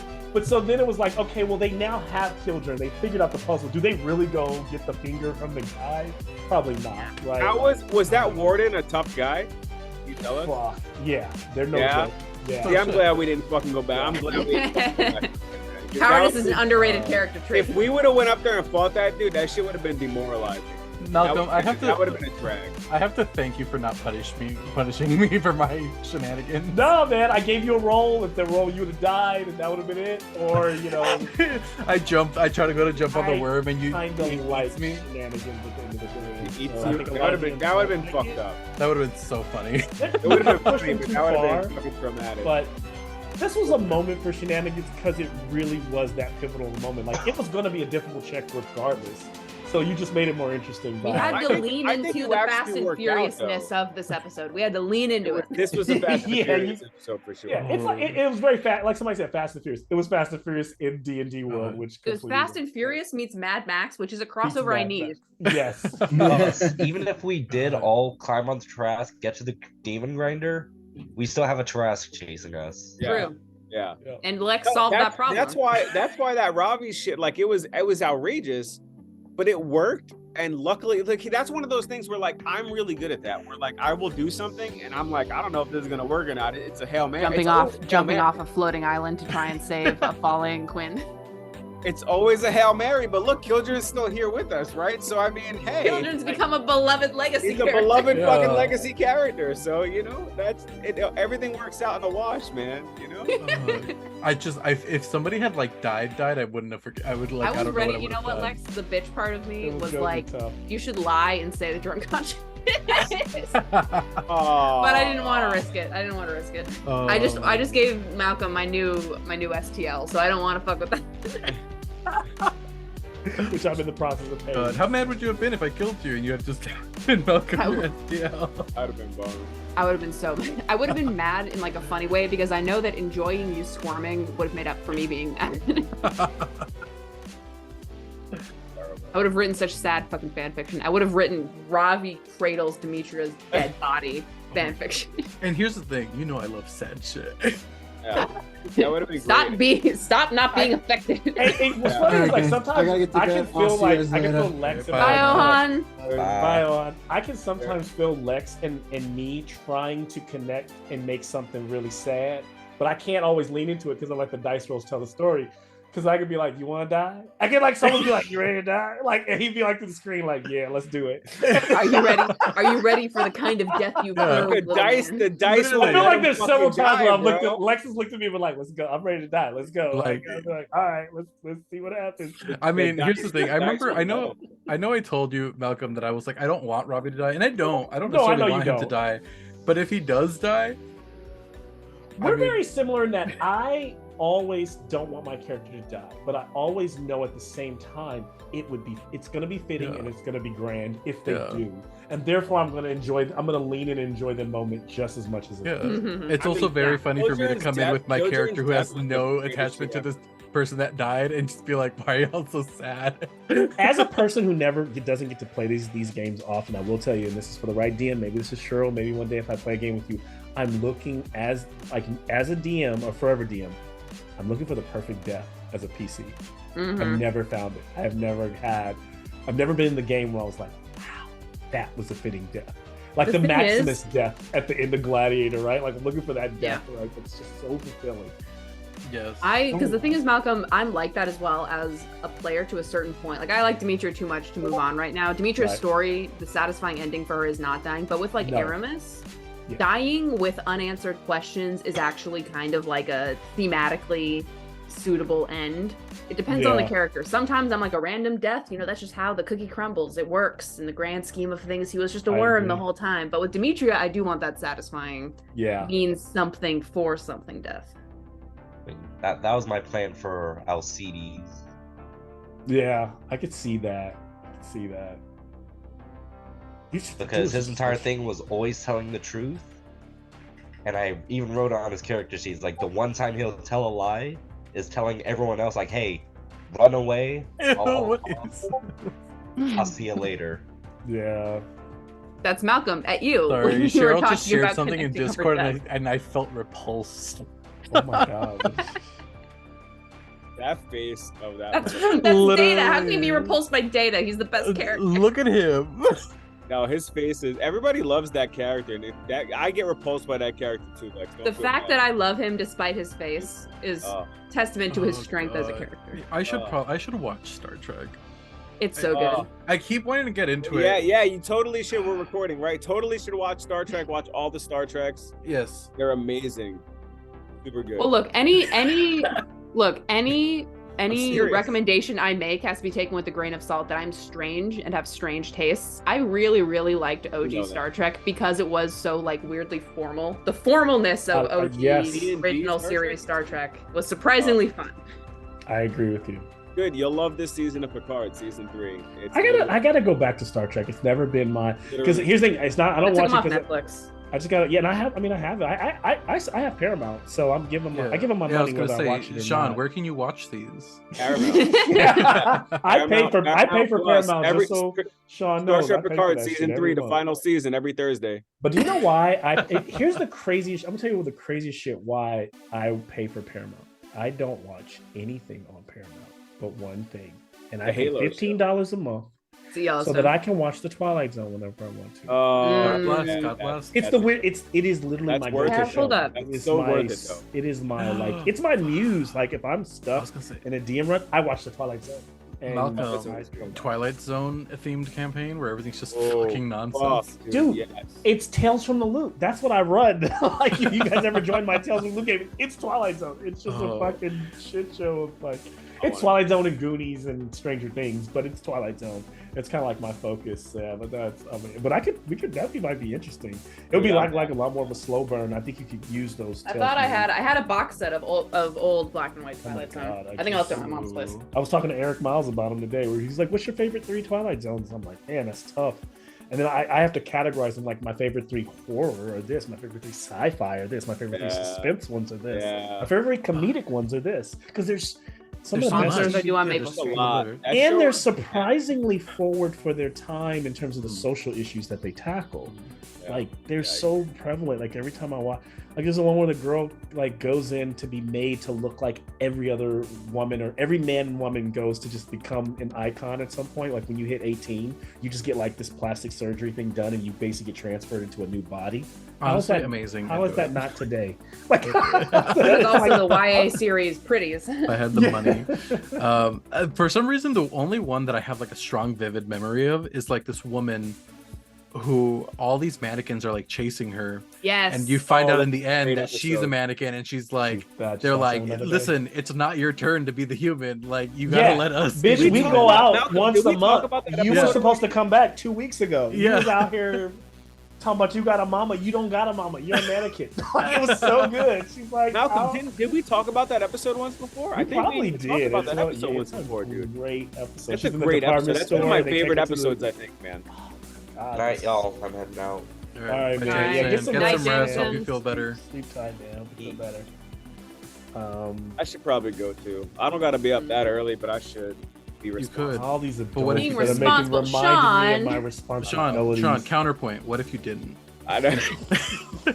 It's true. It's true. It's not that late. Because it's been so long since you played a game. Yeah, we missed you, man. Sure. What's the likelihood that I can get you to try a fantasy game that's not D&D? Hey, Sean or Cheryl? Cheryl, because I know Cheryl loves her D&D, loves her rolling. Well, I'm okay with playing new games. It's the time commitment. I can't dedicate myself to them. I know. I'm gonna tell you what I want to do is at some point when we finish Tiamat, I want to try another system and see if everybody wants to stick with that system. Are you talking Pathfinder? Nope. It's a game called it's Free League. So it's if you play D&D with Alien and Tales from Loop rules. Okay. Almost. But you were talking about earlier? D6s. So not a lot of D20s, but there are D8s and D10s for some damage and certain. I'm okay to try anything. We can try. It won't be especially 3 margaritas deep, man. You might. I think you guys might like it. I think this group, because I think it leans into the role playing of the game, and you still have a lot of different abilities. But yeah, little bit less heroics, right? Like going and fighting gods and punching them in the face. Could I request one thing? Yeah.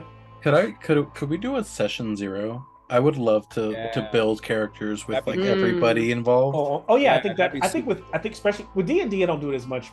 See, my session 0 is different in D&D. I usually do a session 0, which is just like the opening 0 camp. Yeah. But session 0, we had one for this campaign.